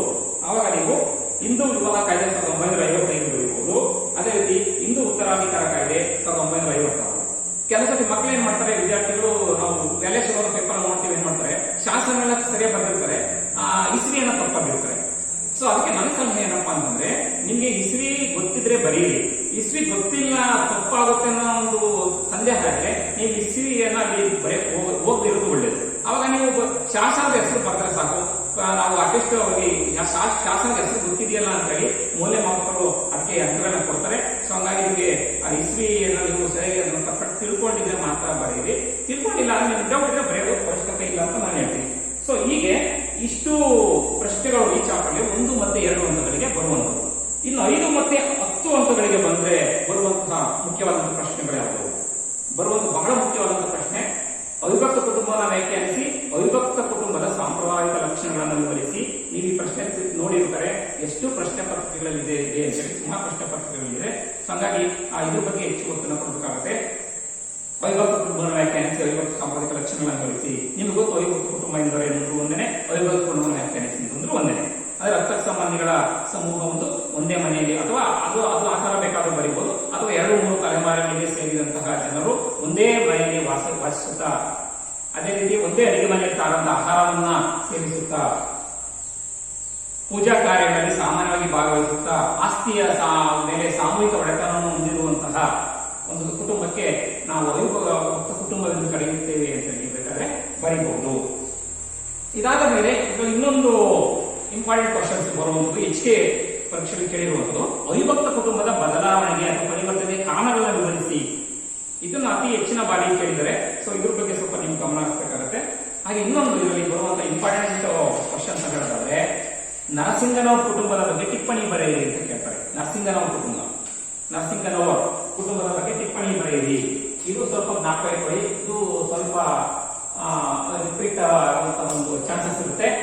ನರಸಿಂಗನವರ ಕುಟುಂಬ ಬಗ್ಗೆ ಟಿಪ್ಪಣಿ ಬರೆಯಿರಿ ಅಂತೇಳಿ ಕೇಳ್ತಾರೆ.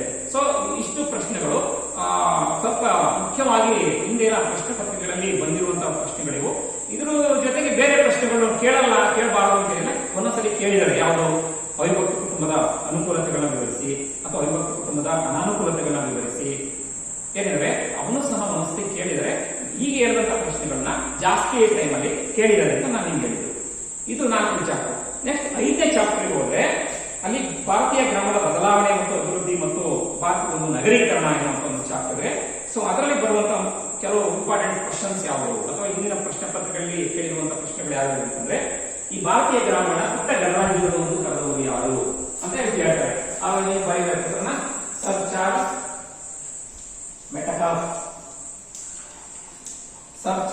ಮೆಟ್ಕಾಫ್. ಇದನ್ನ ನೀವು ಸರಿಯಾಗಿ ಬರೀಬೇಕು ನೋಡಿ. 1 ಅಂಕಕ್ಕೆ ಬರೀಬೇಕಾದ್ರೆ ವ್ಯಕ್ತಿ ಹೆಸರನ್ನಾಗಲಿ, ಪುಸ್ತಕದ ಹೆಸರನ್ನಾಗಲಿ, ಒಂದು ಶಾಸನದ ಹೆಸರನ್ನಾಗಲಿ ನೀವು ಬರೀಬೇಕಾದ್ರೆ ಅಲ್ಲಿ ಸ್ಪಷ್ಟತೆ ಇರಬೇಕು. ತಪ್ಪು ಬರೆಯಂಗಿಲ್ಲ. ನೀವು ಕೆಲವರು ಏನ್ ಮಾಡಿರ್ತಾರೆ, ಈ ಚಾರ್ಲ್ಸ್ ಮೆಟ್ಕಾಫ್ ಅಂತ ಏನೋ ಬರೆದಿರ್ತಾರೆ, ಬೇರೆ ಹೆಸರು ಬರೆದಿರ್ತಾರ, ಗೊತ್ತಾಗಲ್ಲ. ಸೊ ಹಂಗ್ ಬರೀಬಾರ್ದು. ಈಗ ಅದು ಏನಿರುತ್ತೋ ಅದನ್ನೇ ಬರೀಬೇಕು. 1 ಅಂಕ 2 ಅಂಕ ಹೆಂಗೆ ಅಂತಂದ್ರೆ ಒಂಥರ ಇದರಲ್ಲಿ ಮಾರ್ಕ್ಸ್ ಬಗ್ಗೆ ತುಂಬಾ ಈಸಿ, ಉತ್ತರ ಕಮ್ಮಿ ಇರುತ್ತೆ, ಮಾರ್ಕ್ಸ್ ನಿಮಗೆ ತುಂಬಾ ಸುಲಭ ಬರುತ್ತೆ. ಮ್ಯಾಥಮೆಟಿಕ್ಸ್ ಇದ್ದಂಗೆ, ಮ್ಯಾಥಮೆಟಿಕ್ಸ್ ಸೂತ್ರ ಹಾಕೋಬಿಟ್ಟು ಬಂದ್ಬಿಟ್ರೆ ಯಾವ ರೀತಿ ಮಾರ್ಕ್ಸ್ ಕೊಡ್ತಾರೋ ಹಂಗೆ ನೀವು ಒಂದು ಹೆಸರು ಬರ್ತಾರೆ 1 ಮಾರ್ಕ್ಸ್ ಕರೆಕ್ಟ್ ಕೊಟ್ಬಿಡ್ತಾರೆ, ಗೊತ್ತಾಯ್ತಲ್ಲ. ಅದೇ ರೀತಿ ಹಿಂಗೆ ಈಗ ಗಣಿತದಲ್ಲಿ ಸೂತ್ರ ತಪ್ಪಾದ್ರೆ ಮಾರ್ಕ್ಸ್ ಹೆಂಗ್ ಕಳೆದ್ಬಿಡ್ತಾರೋ ಹಂಗೆ ಇಲ್ಲೆಲ್ಲ ನೀವು ಬರಲಿಲ್ಲ ಸರಿಯಾಗಿ ಮಾರ್ಕ್ಸ್ ಹೋಗುತ್ತೆ. ಬಟ್ 5 ಅಂಕದಲ್ಲಿ 10 ಅಂಕದಲ್ಲಿ ಹಂಗಾಗಲ್ಲ. ನೀವು ಏಳೇ ಬರ್ತಿರ್ತೀರ 10 ಅಂಕಕ್ಕೆ 10 ಬರೆದಿದ್ರು ಅಟ್ಲೀಸ್ಟ್ 9 ಅಥವಾ 8 ಒಳಗೆ ಬರ್ತಾರೆ. ಅಥವಾ 5 ಅಂಕಕ್ಕೆ 5ಕ್ಕೆ 5 ಬರ್ಬೋದು, ಅಥವಾ 4 ಬರ್ಬೋದು, ಅಥವಾ 3 ಬರ್ಬೋದು. ಇಲ್ಲಿ ಹಂಗಾಗಲ್ಲ. ಇಲ್ಲಿ ತಪ್ಪಾಗ್ಬಿಟ್ರೆ 1 ಮಾರ್ಕ್ಸ್ ಹೋಗ್ಬಿಡುತ್ತೆ. ಸೊ ಹಾಗಾಗಿ 1 ಅಂಕದ ಪ್ರಶ್ನೆಗಳನ್ನ ಬರೆಯಬೇಕಾದ್ರೆ ನೀವು ಸ್ವಲ್ಪ ಹುಷಾರಾಗಿ ಬರಬೇಕು, ಹೆಸರುಗಳನ್ನ ಕರೆಕ್ಟ್ ಇಟ್ಕೋಬೇಕು. ಇವನ್ನ ಬರ್ಕೊಂಡು ಬರೋದು ಏನು ನೀವು ಅಭ್ಯಾಸವನ್ನ ಮಾಡಬೇಕಾಗುತ್ತೆ. ನೆಕ್ಸ್ಟ್ ಮುಂದಿನ ಪ್ರಶ್ನೆ ನಾವು ನೋಡೋದಾದ್ರೆ ರೂರಲ್ ಸೋಷಿಯಾಲಜಿ ಇನ್ ಇಂಡಿಯಾ ಪುಸ್ತಕವನ್ನ ಬರೆದವರು ಯಾರು, ಗ್ರಂಥವನ್ನ ಬರೆದವರು ಯಾರು ಅಂತ ಕೇಳ್ಬೋದು. ಅದಕ್ಕೆ ಉತ್ತರ ಎಆರ್ ದೇಸಾಯಿ. ಮತ್ತೊಂದು ಪ್ರಶ್ನೆ ಜಾಸ್ತಿ ಬಂದಿರುವಂತದ್ದು ಗ್ರಾಮೀಣಾಭಿವೃದ್ಧಿ ಅಂದ್ರೆ ಏನು? ಗ್ರಾಮೀಣ ಜನರ ಆರ್ಥಿಕ ಸಾಮಾಜಿಕ ಜೀವನವನ್ನ ಸುಧಾರಿಸಲು ರೂಪಿಸಿದ ಕಾರ್ಯತಂತ್ರ ಯೋಜನೆಗೆ ಗ್ರಾಮೀಣಾಭಿವೃದ್ಧಿ ಯೋಜನೆ ಅಂತ ಕರಿತೀವಿ ಅಂತ ಹೇಳಿ ಈ ಉತ್ತರವನ್ನ ನೀವು ಬರೀಬೇಕಾಗುತ್ತೆ. ನೆಕ್ಸ್ಟ್ ಇನ್ನೊಂದು ಇದರಲ್ಲಿ ಬರುವಂತ ಇನ್ನೊಂದು ಇಂಪಾರ್ಟೆಂಟ್ ಕ್ವಶನ್ಸ್ ಯಾವುದು ಅಂದ್ರೆ ಹಸಿರು ಕ್ರಾಂತಿ ಎಂದರೇನು? ಇದೊಂದು ಬಹಳಷ್ಟು ಕೇಳಿದ್ದಾರೆ, ಹಸಿರು ಕ್ರಾಂತಿ ಎಂದರೇನು ಅಂತ ಹೇಳಿ. ಇದಕ್ಕೆ ವಿದ್ಯಾರ್ಥಿಗಳಿಗೆ ಬರೀತಾರೆ. ಅದಕ್ಕೆ ಸರಿಯಾದಂತ ಉತ್ತರ ಏನ್ ಬರೀಬಹುದು ಅಂತಂದ್ರೆ, ಈಗ ಹಸಿರು ಕ್ರಾಂತಿ ಅಂದ್ರೆ ಅಧಿಕ ಇಳುವರಿ ತಳಿಯ ಬೀಜ, ಅದೇ ರೀತಿಯಲ್ಲಿ ಈ ಒಂದು ರಾಸಾಯನಿಕ ಗೊಬ್ಬರ, ಕ್ರಿಮಿನಾಶಕಗಳು ಮತ್ತು ನೀರಾವರಿ ಸೌಕರ್ಯಗಳನ್ನ ಸಮರ್ಪಕವಾಗಿ ಬಳಸಿಕೊಂಡು ಕೃಷಿ ಉತ್ಪಾದನೆಯನ್ನ ಹೆಚ್ಚು ಮಾಡೋದಕ್ಕೆ ನಾವೇನಂತ ಕರಿತೀವಿ, ಹಸಿರು ಕ್ರಾಂತಿ ಅಂತೇಳಿ ಕರಿತೀವಿ. ಇನ್ನೊಂದ್ಸತಿ ನಾನು ರಿಪೀಟ್ ಮಾಡ್ತೀನಿ. ಅಧಿಕ ಇಳುವರಿಯ ಬೀಜ, ರಾಸಾಯನಿಕ ಗೊಬ್ಬರಗಳು, ಕ್ರಿಮಿನಾಶಕಗಳು, ನೀರಾವರಿ ಸೌಕರ್ಯಗಳನ್ನ ಸಮರ್ಪಕವಾಗಿ ಬಳಸಿಕೊಂಡು ಕೃಷಿ ಉತ್ಪಾದನೆಯನ್ನ ಹೆಚ್ಚೋದಿಕ್ಕೆ ನಾವೇನಂತ ಕರಿತೀವಿ, ಹಸಿರು ಕ್ರಾಂತಿ ಅಂತೇಳಿ ಕರಿತೀವಿ ಅಂತೇಳಿ ನೀವು ಸ್ಪಷ್ಟವಾಗಿ ಬರೀಬೇಕು. ಇದು ಕೊಂದ್ಕೊಂಡಂತ ಇನ್ನೊಂದು ಇಂಪಾರ್ಟೆಂಟ್ ಕ್ವಶನ್ ಇದೆ. ಯಾವುದು? ಹಸಿರು ಕ್ರಾಂತಿಯ ಪಿತಾಮಹ ಯಾವುದು? ಅದಕ್ಕೆ ನೀವು ಬರೀಬೇಕಾದ ಉತ್ತರ ಸ್ವಾಮಿನಾಥನ್. ಸ್ವಾಮಿನಾಥನ್ ಎನ್ನುವ ಉತ್ತರ. ಇದು ಸುಮಾರು ಸತಿ ಪರೀಕ್ಷೆಯಲ್ಲಿ ಇದೇ ಪ್ರಶ್ನೆ ಪತ್ರಿಕೆಯಲ್ಲಿ ಕೇಳಿದೆ, ಸುಮಾರು ಪ್ರಶ್ನೆ ಕೇಳಿದೆ. ಹಾಗೆ ಮತ್ತೊಂದು ಪ್ರಶ್ನೆ, ಈ ರೈತರ ಆತ್ಮಹತ್ಯೆಗೆ 2 ಕಾರಣ ಕೊಡಿ. ರೈತರ ಆತ್ಮಹತ್ಯೆಗೆ 2 ಕಾರಣ ಕೊಡಿ. ಅದಕ್ಕೆ ನೀವೇನ್ ಬರೀಬಹುದು? ಘಟನೆಗಳು, ಒತ್ತಡಕಾರಕಗಳು, ಪ್ರಚೋದಕಗಳು, ಯಾವ್ದಾದ್ರು ಒಂದು 2 ನೀವಲ್ಲಿ ಬರೀಬೇಕಾಗುತ್ತೆ. ಅದೇ ಇನ್ನೊಂದು ಪ್ರಶ್ನೆ ಏನ್ ಕೇಳ್ಬೋದು? ಭೂ ಸುಧಾರಣೆಯ ತತ್ವವೇನು ಅಂತ ಕೇಳ್ತಾರೆ. ಭೂ ಸುಧಾರಣೆಯ ತತ್ವವನ್ನು ತಿಳಿಸಿ ಅಂದ್ರೆ ಉಳುವವನೇ ಭೂಮಿಯ ಒಡೆಯ ಅನ್ನುವುದು ಭೂ ಸುಧಾರಣೆಯ ತತ್ವ. ಸೊ ನೀವು ಅದನ್ನ ಉತ್ತರವನ್ನಲ್ಲಿ ಬರೀಬೇಕಾಗುತ್ತೆ. ಇನ್ನೊಂದು ಪ್ರಶ್ನೆ ಬರುತ್ತೆ, ಏನು? IRDP ವಿಸ್ತರಿಸಿ ಬರೆಯಿರಿ. ಈ IRDP ಬರೆಯಬೇಕಾದ್ರೆ ಮಾಡ್ತಾರೆ ವಿದ್ಯಾರ್ಥಿಗಳು ಬಹಳ ತಪ್ಪು ಬರೀತಾರೆ. ನಾವು ಎಲೆಕ್ಷನ್ ನೋಡ್ತೀವಿ, ಏನ್ ಬರೀತಾರೆ? ಇಂಡಿಯನ್ ರೂರಲ್ ಡೆವಲಪ್ಮೆಂಟ್ ಪ್ರೋಗ್ರಾಮ್ ಅಂತ ಬರೀತಾರೆ. ಅದು ಇಂಡಿಯನ್ ರೂರಲ್ ಡೆವಲಪ್ಮೆಂಟ್ ಪ್ರೋಗ್ರಾಮ್ ಅಂತ ಬರೋದು ತಪ್ಪಾಗುತ್ತೆ. ಇಂಟಿಗ್ರೇಟೆಡ್ ರೂರಲ್ ಡೆವಲಪ್ಮೆಂಟ್ ಪ್ರೋಗ್ರಾಮ್ ಅಂತ ನೀವು ಬರೀಬೇಕು. ಸಮಗ್ರ ಗ್ರಾಮೀಣ ಅಭಿವೃದ್ಧಿ ಯೋಜನೆ ಅಂತ ಬೇಕಾದ್ರೆ ನೀವು ಕನ್ನಡದಲ್ಲಿ ಬರೆದು ಸಹ ಅಂಕಗಳು ಬರುತ್ತೆ. ಮತ್ತೊಂದು MGNA IGA ಇದೆ. ಇದಕ್ಕೆ ನೀವು Mahatma Gandhi national rural employment guarantee act ಅಂತ ಹೇಳಿ ನೀವು ಅದಕ್ಕೆ ಬರೀಬೇಕಾಗುತ್ತೆ. ನೆಕ್ಸ್ಟ್ ಇನ್ನೊಂದು ಕೇಳಬಹುದು, CDP ವಿಸ್ತರಿಸಿ ಬರೆಯಿರಿ. CDP ಕಮ್ಯುನಿಟಿ ಡೆವಲಪ್ಮೆಂಟ್ ಪ್ರೋಗ್ರಾಮ್ ಅಂತ ನೀವು ಬರೀಬೇಕು. ಅದೇ ರೀತಿ ಇನ್ನೊಂದು ಕೇಳ್ತಾರೆ, ಏನಪ್ಪಾ ಕೇಳಬಹುದು, ಯಾವುದು? TRESEM, TRESEM. TRESEM ಅಂದ್ರೆ ಏನ್ ಬರೀಬೇಕಾಗುತ್ತೆ ನೀವು? TRESEM ಅಂತಂದ್ರೆ training of rural youth for self employment ಅಂತೇಳಿ ಉತ್ತರವನ್ನ ನೀವು ಬರೀಬೇಕು. ಇದಾದ ಮೇಲೆ ಬರುವಂತ ಇನ್ನೊಂದು 2 ಪ್ರಶ್ನೆಗಳಿದೆ. ಏನು? ಈ ಕೊಳಚೆ ಪ್ರದೇಶದ 2 ಲಕ್ಷಣಗಳನ್ನು ತಿಳಿಸಿ ಅಂತ ಹೇಳ್ತಾರೆ. ಇದನ್ನು ಬಹಳ ಸತಿ ಇಂದಿನ ಪ್ರಶ್ನೆ ಒಂದು ಪತ್ರಿಕೆಗಳಲ್ಲಿ ನಾನು ಗಮನಿಸಿದ್ದೀನಿ, ಅದ್ರಲ್ಲಿ ಬಂದಿದೆ. ಏನ್ ಬರೀಬಹುದು ಅದಕ್ಕೆ? ಶಿಥಿಲ ಮತ್ತು ವಾಸಕ್ಕೆ ಯೋಗ್ಯವಲ್ಲದಂತಹ ಕಟ್ಟಡಗಳು 1 ಪಾಯಿಂಟ್. 2ನೇ ಪಾಯಿಂಟ್ ಬಂದ್ರು ಅತಿಯಾದ ಜನಸಾಂದ್ರತೆ. ಸೊ ಈ 2 ಪಾಯಿಂಟ್ ಅಥವಾ ಬೇರೆ 2 ಪಾಯಿಂಟ್ ಬೇಕಾದ್ರೆ ಬರೀಬಹುದು. ಮತ್ತೆ ಇನ್ನೊಂದು ಇದರಲ್ಲಿ ಬರುವಂತ ಲಾಸ್ಟ್ ಕ್ವಶನ್ ನಾವೇನ್ ಹೇಳ್ತೀವಿ ಅಂತಂದ್ರೆ, ಭಾರತೀಯ ನಗರದ 2 ಸಮಸ್ಯೆಗಳನ್ನ ತಿಳಿಸಿ ಅಂತ ಕೇಳಬಹುದು. ಅದಕ್ಕೆ ನೀವು ಆ ನಗರದ ಒಂದು ಬಡತನ ಅಂತ ಬರೀಬಹುದು, ಕೊಳಚೆ ಪ್ರದೇಶ ಅಂತ ಹೇಳಿ ಬರೀಬಹುದು. ಇದಿಷ್ಟು ಈ ಒಂದು ಚಾಪ್ಟರ್ ಬರುವಂತ 1 ಮತ್ತು ಅಂಕದ ಬಹಳ ಮುಖ್ಯವಾದಂತಹ ಪ್ರಶ್ನೆಗಳು. ಈಗ ಹೊಂದಿಕೊಂಡಂತ ಇನ್ನೊಂದು ಪ್ರಶ್ನೆ ಬೇಕಾದ್ರೆ ಇಲ್ಲಿ ಬರುತ್ತೆ. ಏನಪ್ಪಾ ಅಂತಂದ್ರೆ, ಕರ್ನಾಟಕದಲ್ಲಿ ಕೃಷಿ ಸಂಬಂಧಿತ ಸಮಸ್ಯೆಗಳ ಅಧ್ಯಯನ ಮಾಡೋದಕ್ಕೆ ರಚಿಸಿದ 2 ಆಯೋಗಗಳನ್ನು ಹೆಸರಿಸಿ ಅಂತ ಕೇಳ್ತಾರೆ. ಆವಾಗ ನೀವು ಇಲ್ಲಿ ದ್ವಾರಕನಾಥ ಸಮಿತಿ, GK ವೀರೇಶ ಸಮಿತಿ ಅಂತ ಹೇಳಿ ನೀವು ಬರೀಬೇಕಾಗತ್ತೆ. ಇದನ್ನು ಕೆಲಸದಿ ಕೇಳಿದರೆ ಇದನ್ನ ನೀವು ಜ್ಞಾಪಕ ಇಟ್ಕೋಬೇಕು. ಇದಾದ ಮೇಲೆ ಈಗ ಬರುವಂತದ್ದು 5 ಅಂಕ ಮತ್ತು 10 ಅಂಕಗಳಿಗೆ ಯಾವುದು ಜಾಸ್ತಿ ಬಂದಿದೆ ಪ್ರಶ್ನೆಗಳು ಇಂದಿನ ಒಂದು ಪರೀಕ್ಷೆಗಳಲ್ಲಿ ನೋಡಿದ್ರೆ, ಮುಖ್ಯವಾದಂತಹ ಪ್ರಶ್ನೆ ಗ್ರಾಮ ಸಮುದಾಯವನ್ನ ವ್ಯಾಖ್ಯಾನಿಸಿ ಅದರ ಲಕ್ಷಣಗಳನ್ನು ವಿವರಿಸಿ ಅಂತ ಕೇಳ್ತಾರೆ. ಗ್ರಾಮ ಸಮುದಾಯವನ್ನು ವ್ಯಾಖ್ಯಾನಿಸಿ ಅದರ ಲಕ್ಷಣಗಳನ್ನು ವಿವರಿಸಿ. ಈ ಪ್ರಶ್ನೆಯನ್ನ ಸುಮಾರು ಒಂದು ಪರೀಕ್ಷೆಗಳಲ್ಲಿ ಕೇಳಿದರು. ನೆಕ್ಸ್ಟ್ ಮತ್ತೊಂದು ಮುಖ್ಯವಾದಂತಹ ಪ್ರಶ್ನೆ, ಗ್ರಾಮಾಧ್ಯಯನದ ಮಹತ್ವವನ್ನು ವಿವರಿಸಿ. ಗ್ರಾಮಾಧ್ಯಯನದ ಮಹತ್ವವನ್ನು ವಿವರಿಸಿ ಅಂತೇಳಿ ಕೇಳ್ತಾರೆ. ನೆಕ್ಸ್ಟ್ ಇನ್ನೊಂದು ಮುಖ್ಯವಾದಂತಹ ಪ್ರಶ್ನೆ, ಭಾರತೀಯ ಗ್ರಾಮಗಳ ಸಮಸ್ಯೆಗಳನ್ನು ವಿವರಿಸಿ. ಭಾರತೀಯ ಗ್ರಾಮಗಳ ಸಮಸ್ಯೆಗಳನ್ನು ವಿವರಿಸಿ. ಮತ್ತೊಂದು ಪ್ರಶ್ನೆ, ರೈತರ ಆತ್ಮಹತ್ಯೆಯನ್ನು ತಡೆಗಟ್ಟುವುದಕ್ಕೆ ಸರ್ಕಾರ ಕೈಗೊಂಡಿರುವಂತಹ ಕಾರ್ಯಕ್ರಮಗಳು ಏನು, ಅಥವಾ ಏನೋ ಒಂದು ಸ್ಟೆಪ್ಸ್ ಅನ್ನು ತೆಗೆದುಕೊಂಡಿದೆ ಸರ್ಕಾರ ರೈತರ ಒಂದು ಆತ್ಮಹತ್ಯೆ ತಡೆಗಟ್ಟುವುದಕ್ಕೆ ಅನ್ನೋದನ್ನು ಕೇಳ್ತಾರೆ. ಇದು ಸುಮಾರು ಸತಿ ಕೇಳಿದ್ದಾರೆ. ಇನ್ನೊಂದು ಹೆಚ್ಚಿಗೆ ಕೇಳಿರುವಂಥದ್ದು, ಪಂಚಾಯತ್ ರಾಜ್ ಬಗ್ಗೆ ಟಿಪ್ಪಣಿ ಬರೆಯಿರಿ. ಪಂಚಾಯತ್ ರಾಜ್ ವ್ಯವಸ್ಥೆಯ ಬಗ್ಗೆ ಟಿಪ್ಪಣಿ ಬರೆಯಿರಿ ಎನ್ನುವಂತ ಪ್ರಶ್ನೆ ಇದೆ. ಇದನ್ನು ಹೆಚ್ಚಿನ ಒಂದು ಪರೀಕ್ಷೆಗಳಲ್ಲಿ ಕೇಳಿದರೆ. ಇದಲ್ಲದೆ ಇನ್ನೆರಡು ಪ್ರಶ್ನೆಗಳಿದೆ. ಇದನ್ನ 1 ಅಥವಾ 2 ಪರೀಕ್ಷೆಗಳ ಮಾತ್ರ ಕೇಳಿದರೆ. ಆ 2 ಪ್ರಶ್ನೆಗಳು ಯಾವ್ಯಾವು ಅಂತಂದ್ರೆ, ಭಾರತದ ನಗರದ ಸಮಸ್ಯೆಗಳನ್ನ ವಿವರಿಸಿ ಎನ್ನುವಂತ ಒಂದು ಪ್ರಶ್ನೆ, ಇನ್ನೊಂದು ಕೊಳಚೆ ಪ್ರದೇಶದ ಸಮಸ್ಯೆಗಳನ್ನ ವಿವರಿಸಿ. ಈ 2 ಪ್ರಶ್ನೆಗಳನ್ನ ಒಂದೊಂದ್ಸತಿ ಕೇಳಿದರೆ. ಮೇಲೆ ಹೇಳಿದಂತಹ ಪ್ರಶ್ನೆಗಳೇನಿದ್ದಾವೆ ಇವು ಅತಿ ಹೆಚ್ಚಿನ ಬಾರಿ ವಾರ್ಷಿಕ ಪರೀಕ್ಷೆಗೆ ಬಂದಿರುವಂತಹ ಪ್ರಶ್ನೆಗಳು. ಇದಾದ ಮೇಲೆ ನೆಕ್ಸ್ಟ್ ಚಾಪ್ಟರ್ ಹೋಗೋಣ. ನಾವು 6ನೇ ಚಾಪ್ಟರ್ ಹೋಗೋಣ. 6ನೇ ಚಾಪ್ಟರ್ ಬಂದು ಮಾರುಕಟ್ಟೆ ಮತ್ತು ಸಂವಹನ ವ್ಯವಸ್ಥೆ. ಇದರಲ್ಲಿ ಬರುವಂತಹ ಕೆಲವೊಂದು 1 ಅಂಕದ 2 ಅಂಕದ ಇಂಪಾರ್ಟೆಂಟ್ ಕ್ವಶನ್ಸ್ ಯಾವ್ಯಾವು ಅಥವಾ ಯಾವ ಹಿಂದಿನ ಒಂದು ವಾರ್ಷಿಕ ಪರೀಕ್ಷೆಗಳಲ್ಲಿ ಬಂದಿದೆ ಅಂದ್ರೆ, ಏಷ್ಯನ್ ಡ್ರಾಮಾ ಗ್ರಂಥದ ಕರ್ತೃ ಯಾರು? ಏಷ್ಯನ್ ಡ್ರಾಮಾ ಅದಕ್ಕೆ ಉತ್ತರ ಗುನ್ನಾರ್ ಮಿರ್ಡಲ್ ಅಂತ ಬರೆಯುತ್ತೀವಿ. ಗುನ್ನಾರ್ ಮಿರ್ಡಲ್ ಅಂತ ನೀವು ಬರೆಯಬೇಕಾಗುತ್ತೆ.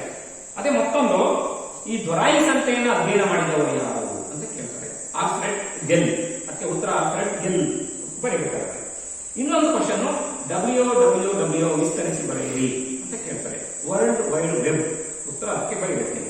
ಮತ್ತೊಂದು ಇಂಪಾರ್ಟೆಂಟ್ ಜಾಸ್ತಿ ಕರೆಯುವುದು TRP ವಿಸ್ತರಿಸಿ ಬರೆಯಿರಿ. TRP ವಿಸ್ತರಿಸಿ ಬರೆಯಿರಿ. Television rating point. ದೂರದರ್ಶನ ಅಳತೆ ಬಿಂದು. ಕನ್ನಡದಲ್ಲಿ ಬರೋದು ಮಾರ್ಕ್ಸ್ ಬರುತ್ತೆ, ಇಂಗ್ಲಿಷ್ ಅಲ್ಲಿ ಬರೋದು ಮಾರ್ಕ್ಸ್ ಬರುತ್ತೆ. ಅದೇ ರೀತಿಯಲ್ಲಿ ಇನ್ನೊಂದು ಪ್ರಶ್ನೆ ಇದೆ. ಇದು ನಿಮಗೆ ಸ್ವಲ್ಪ ಗೊಂದಲ ಮೂಡಿಸುವಂಥದ್ದು. ಏನು, ಭಾರತದಲ್ಲಿ ಮೊದಲು ಪತ್ರಿಕೆಯನ್ನು ಆರಂಭಿಸಿದವರು ಯಾರು, ಅಥವಾ ಯಾವ ಪತ್ರಿಕೆ, ಭಾರತದ ಮೊದಲ ಪತ್ರಿಕೆ ಯಾವುದು, ಸಮಾಚಾರ ಪತ್ರಿಕೆ ಯಾವುದು ಅಂತ ಕೇಳ್ಬೋದು, ಅಥವಾ ಯಾರು ಆರಂಭಿಸಿದ ಮೊದಲು ಅಂತ ಕೇಳ್ಬೋದು. ಸೊ ಭಾರತದಿಂದ ತೆಗೆದುಕೊಂಡಾಗ ನಾವು ಏನ್ ಮಾಡ್ತೀವಿ, ಯಾರು ಆರಂಭಿಸಿದರು ಅಂತ ಕೇಳಿದ್ರೆ ರಾಜಾರಾಮ್ ಮೋಹನ್ ರಾಯ್ ಅಂತ ಉತ್ತರ ಬರೀಬೇಕು. ಯಾವ ಪತ್ರಿಕೆ ಅಂತ ಕೇಳಿದ್ರೆ ಏನ್ ಬರೀತೀರಾ, ಸಂವದ್ ಕೌಮುದಿ ಅಂತ ಬರೀಬೇಕು. ಸಂವದ್ ಕೌಮುದಿ ಎನ್ನುವುದು ಸಮಾಚಾರ ಪತ್ರಿಕೆ. ಯಾರನ್ನ ಸ್ಥಾಪನೆ ಶುರು ಮಾಡಿದ್ದು, ಪ್ರಾರಂಭಿಸಿದ್ರು ಅಂದ್ರೆ ರಾಜಾರಾಮ್ ಮೋಹನ್ ರಾಯ್ ಅಂತ ನೀವು ಬರೀಬೇಕಾಗುತ್ತೆ. ಅದೇ ಒಂದು ಪ್ರಶ್ನೆನ ಕರ್ನಾಟಕಕ್ಕೆ ನಾವು ಅನ್ವಯಿಸಿಕೊಂಡಾಗ, ಕರ್ನಾಟಕದಲ್ಲಿ ಮೊದಲು ಪತ್ರಿಕೆಯನ್ನು ಆರಂಭಿಸಿದವರು ಯಾರು, ಅಥವಾ ಯಾವ ಕರ್ನಾಟಕದ ಮೊದಲ ಪತ್ರಿಕೆ ಯಾವುದು ಅಂತ ಕೇಳಬಹುದು. ಯಾರು ಆರಂಭಿಸ್ತವರು ಅಂತ ಪ್ರಶ್ನೆ ಕೇಳಿದ್ದಾರೆ, ಈ ಪ್ರಶ್ನೆ ಕೇಳಿದ್ದಾರೆ. ಈ ಕೇಳೋದಕ್ಕೆ ಅದಕ್ಕೆ ನೀವು ಬರೀಬೇಕಾಗಿರುವಂತಹ ಉತ್ತರ, ಈ ಎರ್ಮನ್ ಮೋಗ್ಲಿಂಗ್ ಅನ್ನುವಂಥವರು ಕರ್ನಾಟಕದಲ್ಲಿ ಮೊದಲು ಪತ್ರಿಕೆಯನ್ನು ಆರಂಭಿಸಿದವರು. ಎರ್ಮನ್ ಮೋಗ್ಲಿಂಗ್ ಅನ್ನುವಂಥವರು ಯಾವ ಪತ್ರಿಕೆ, ಮಂಗಳೂರು ಸಮಾಚಾರ. ಮಂಗಳೂರು ಸಮಾಚಾರ ಪತ್ರಿಕೆಯನ್ನು ಆರಂಭಿಸಿದ್ರು ಅಂತ ನೀವು, ಅದು ಮಂಗಳೂರು ಸಮಾಚಾರ ಕರ್ನಾಟಕ ಮೊದಲ ಪತ್ರಿಕೆ, ಸಮಾಚಾರ ಪತ್ರಿಕೆ ಅಂತ ನೀವು ಬರೀತೀರ. ಇದಾದ ನೆಕ್ಸ್ಟ್ ಮುಂದೆ ಬರುವಂತಹ ಒಂದು ಪ್ರಶ್ನೆ, ಈ ಬೌಲಿಂಗ್ ಅಲೋನ್ ಗ್ರಂಥವನ್ನು ಬರೆದವರು ಯಾರು ಅಂತ ಕೇಳಬಹುದು. ಅದಕ್ಕೆ ನೀವು ಉತ್ತರ ಏನು ಬರೀಬೇಕು, ರಾಬರ್ಟ್ ಪುಟ್ನಮ್ ಅಂತ ಬರೀಬೇಕು. ರಾಬರ್ಟ್ ಪುಟ್ನಮ್ ಅನ್ನುವಂಥದ್ದು ಸರಿಯಾದಂತಹ ಒಂದು ಉತ್ತರ. ಇದಾದ ಮೇಲೆ ಮಾರುಕಟ್ಟೆ ಎಂದರೇನು ಅಂತ ಕೇಳಬಹುದು. ಮಾರುಕಟ್ಟೆ ಎಂದರೇನು ಅಂತ ಕೇಳಿದ್ರೆ, ವಸ್ತುಗಳನ್ನ ಕೊಳ್ಳುವಂತಹ ಮತ್ತು ವಸ್ತುಗಳನ್ನ ಮಾರಾಟ ಮಾಡುವಂತಹ ಒಂದು ನಿರ್ದಿಷ್ಟ ಸ್ಥಳಕ್ಕೆ ನಾವೇನಂತ ಕರಿತೀವಿ, ಮಾರುಕಟ್ಟೆ ಅಂತ ಹೇಳಿ ಕರಿತೀವಿ ಅಂತ ನೀವು ನಿಮ್ಮ ಸ್ವಂತ ವಾಕ್ಯದಲ್ಲಿ ಬೇಕಾದ್ರೆ ಬರೆಯಬಹುದು. ಮತ್ತೊಂದು ಪ್ರಶ್ನೆ ಬಹಳ ಸತಿ ಕೇಳಿರುವಂಥದ್ದು, ಯಾವುದು, ಅಗೋಚರ ಮಾರುಕಟ್ಟೆ ಎಂದರೇನು ಅಂತ ಕೇಳ್ತಾರೆ. ಅಗೋಚರ ಮಾರುಕಟ್ಟೆ ಅಂತಂದ್ರೆ ಈ ಮಾರುಕಟ್ಟೆಯ ಒಂದು ವಹಿವಾಟು, ಆನ್ಲೈನ್ಗಳ ಮೂಲಕ ಮಾಹಿತಿ ಸಾಧನೆ ಮತ್ತು ಸಂವಹನ ತಂತ್ರಜ್ಞಾನವನ್ನು ಬಳಸಿಕೊಂಡಂತಹ ಹೊಸ ಶೈಲಿಗೆ ನಾವೇನಂತ ಕರಿತೀವಿ, ಅಗೋಚರ ಮಾರುಕಟ್ಟೆ ಅಂತ ಹೇಳಿ ನಾವು ಕರಿತೀವಿ. ಇದು ಬಹಳ ಸತಿ ಕೇಳಿದರೆ. ನೆಕ್ಸ್ಟ್ ಇನ್ನೊಂದು ಕ್ವಶನ್ ಬಹಳ ಸತಿ ಬಂದಿರುವಂಥದ್ದು, ಯಾವುದಾದರೂ 2 ಆನ್ಲೈನ್ ಶಾಪಿಂಗ್ ತಾಣಗಳನ್ನು ಹೆಸರಿಸಿ. ಅದಕ್ಕೆ ನಿಮಗೆ ಗೊತ್ತಿದೆ, ನೀವು ಬರೆದಿಲ್ಲ. ಈ ಪ್ರಶ್ನೆಗೆ ಒಂದು ಉತ್ತರವನ್ನು ಎಲ್ಲ ಮಕ್ಕಳು ಬರೀತಾರೆ. ನೀವು ಯಾವ ಬೇಕಾದ್ರೂ ಬರೀಬಹುದು. ಅಮೆಜಾನ್ ಬರೀಬಹುದು, ಫ್ಲಿಪ್ಕಾರ್ಟ್ ಬರೀಬಹುದು, ಇಮೇಲ್ ಬರೀಬಹುದು, ಮೈಂತ್ರಾ ಬರೀಬಹುದು, ಯಾವ್ದು ಬೇಕಾದ್ರೂ ಬರೀಬಹುದು. ಅದೇ ತರ ಇನ್ನೊಂದು ಪ್ರಶ್ನೆ ಬರುತ್ತೆ, ಕನ್ನಡದ ಯಾವುದಾದರೂ 2 ದಿನಪತ್ರಿಕೆಗಳನ್ನು ಹೆಸರಿಸಿ. ಕನ್ನಡದ ಯಾವುದಾದ್ರು 2 ದಿನಪತ್ರಿಕೆಗಳನ್ನ ಹೆಸರಿಸಿ ಅಂತ ಕೇಳ್ತಾರೆ. ನೀವು ಯಾವ್ದು ಬೇಕಾದರೂ ಬರೀಬಹುದು. ಅದು ಕನ್ನಡಪ್ರಭ ಬೇಕಾಗಿರ್ಬೋದು, ಉದಯವಾಣಿ ಬೇಕಾಗಿರ್ಬೋದು, ವಿಜಯವಾಣಿ ಬೇಕಾಗಿರ್ಬೋದು, ಸಂಯುಕ್ತ ಕರ್ನಾಟಕ ಬೇಕಾದ್ರೂ ಯಾವುದಾದರೂ ಎರಡು ಜನಪ್ರಿಯ ವಾರ್ತಾವಾಹಿನಿಗಳನ್ನು ಹೆಸರಿಸಿ ಅಂತ ನಿಮಗೆ ಇದರಲ್ಲಿ ಇನ್ನೊಂದು ಪ್ರಶ್ನೆ ಕೇಳಬಹುದು. ನೀವು ಬರೀಬಹುದು ಟಿವಿ 9 ಬೇಕಾದ್ರೆ ಬರೀಬಹುದು, ಪಬ್ಲಿಕ್ ಟಿವಿ ಅಂತ ಬರೀಬಹುದು, ಸುವರ್ಣ ನ್ಯೂಸ್ 24 ಅಂತ ಬೇಕಾದ್ರೆ ಬರೀಬಹುದು, ಯಾವ ಬೇಕಾದ್ರೂ ಬರೀಬಹುದು. ಇದಿಷ್ಟು 1 ಅಂಕ ಮತ್ತು 2 ಅಂಕಕ್ಕೆ ಬರುವಂತಹ ಮುಖ್ಯವಾದಂತಹ ಒಂದು ಪ್ರಶ್ನೆಗಳು ಇಂದಿನ ಒಂದು ಪರೀಕ್ಷೆಯಲ್ಲಿ ಕೇಳಿರುವುದು. ಮುಂದಕ್ಕೆ ಹೋದ್ರೆ ಇದರಲ್ಲಿ 5 ಮತ್ತು 10 ಅಂಕಗಳಿಗೆ ಯಾವ ಪ್ರಶ್ನೆಗಳು ಬರ್ತವೆ ಜಾಸ್ತಿ, ಯಾವ ರೀತಿ ಆಗ್ಬಹುದು ಅಂತಂದ್ರೆ, ಮೊದಲನೇದು ಮಾರುಕಟ್ಟೆ ಎಂದರೇನು, ಅದರ ಲಕ್ಷಣಗಳನ್ನು ವಿವರಿಸಿ ಅನ್ನುವ ಪ್ರಶ್ನೆ ಇದೆ. ಇದು ಹೆಚ್ಚು ಬಾರಿ ಬಂದಿರಬಹುದು. ಮತ್ತೊಂದು ಈ ಸಮೂಹ ಮಾಧ್ಯಮಗಳ ಅರ್ಥ ಮತ್ತು ಅದರ ಪ್ರಕಾರಗಳನ್ನು ವಿವರಿಸಿ ಅನ್ನುವ ಪ್ರಶ್ನೆ. ಹಾಗೆ ಇದರಲ್ಲಿ ಇನ್ನೊಂದು ಇಂಪಾರ್ಟೆಂಟ್ ಕ್ವಶನ್ಸ್, ಸಮೂಹ ಮಾಧ್ಯಮಗಳ ಕಾರ್ಯಗಳನ್ನು ವಿವರಿಸಿ. ಇದಂತೂ ಅತಿ ಹೆಚ್ಚಿನ ಬಾರಿ ಕೇಳಿದರೆ ಸಮೂಹ ಮಾಧ್ಯಮಗಳ ಕಾರ್ಯಗಳನ್ನು ವಿವರಿಸಿ ಅಂತ ಇದ್ರ ಬಗ್ಗೆ ಚೆನ್ನಾಗಿ ಗಮನ ಕೊಡಿ ನೀವು. ಮತ್ತೊಂದು ಬಹಳ ಬಹಳ ಇಂಪಾರ್ಟೆಂಟ್ ಆಗಿ ಬರುವಂತದ್ದು, ಪುಷ್ಕರ್ ಜಾತ್ರೆಯ ಬಗ್ಗೆ ಬರೆಯಿರಿ. ಪುಷ್ಕರ್ ಜಾತ್ರೆಯ ಬಗ್ಗೆ ಟಿಪ್ಪಣಿ ಬರೆಯಿರಿ ಅಂತ ಹೇಳಿ ಕೇಳ್ತಾರೆ. ಪುಷ್ಕರ್ ಜಾತ್ರೆಯ ಬಗ್ಗೆ ಟಿಪ್ಪಣಿ ಬರೆಯಿರಿ ಅಂತ ಕೇಳ್ತಾರೆ.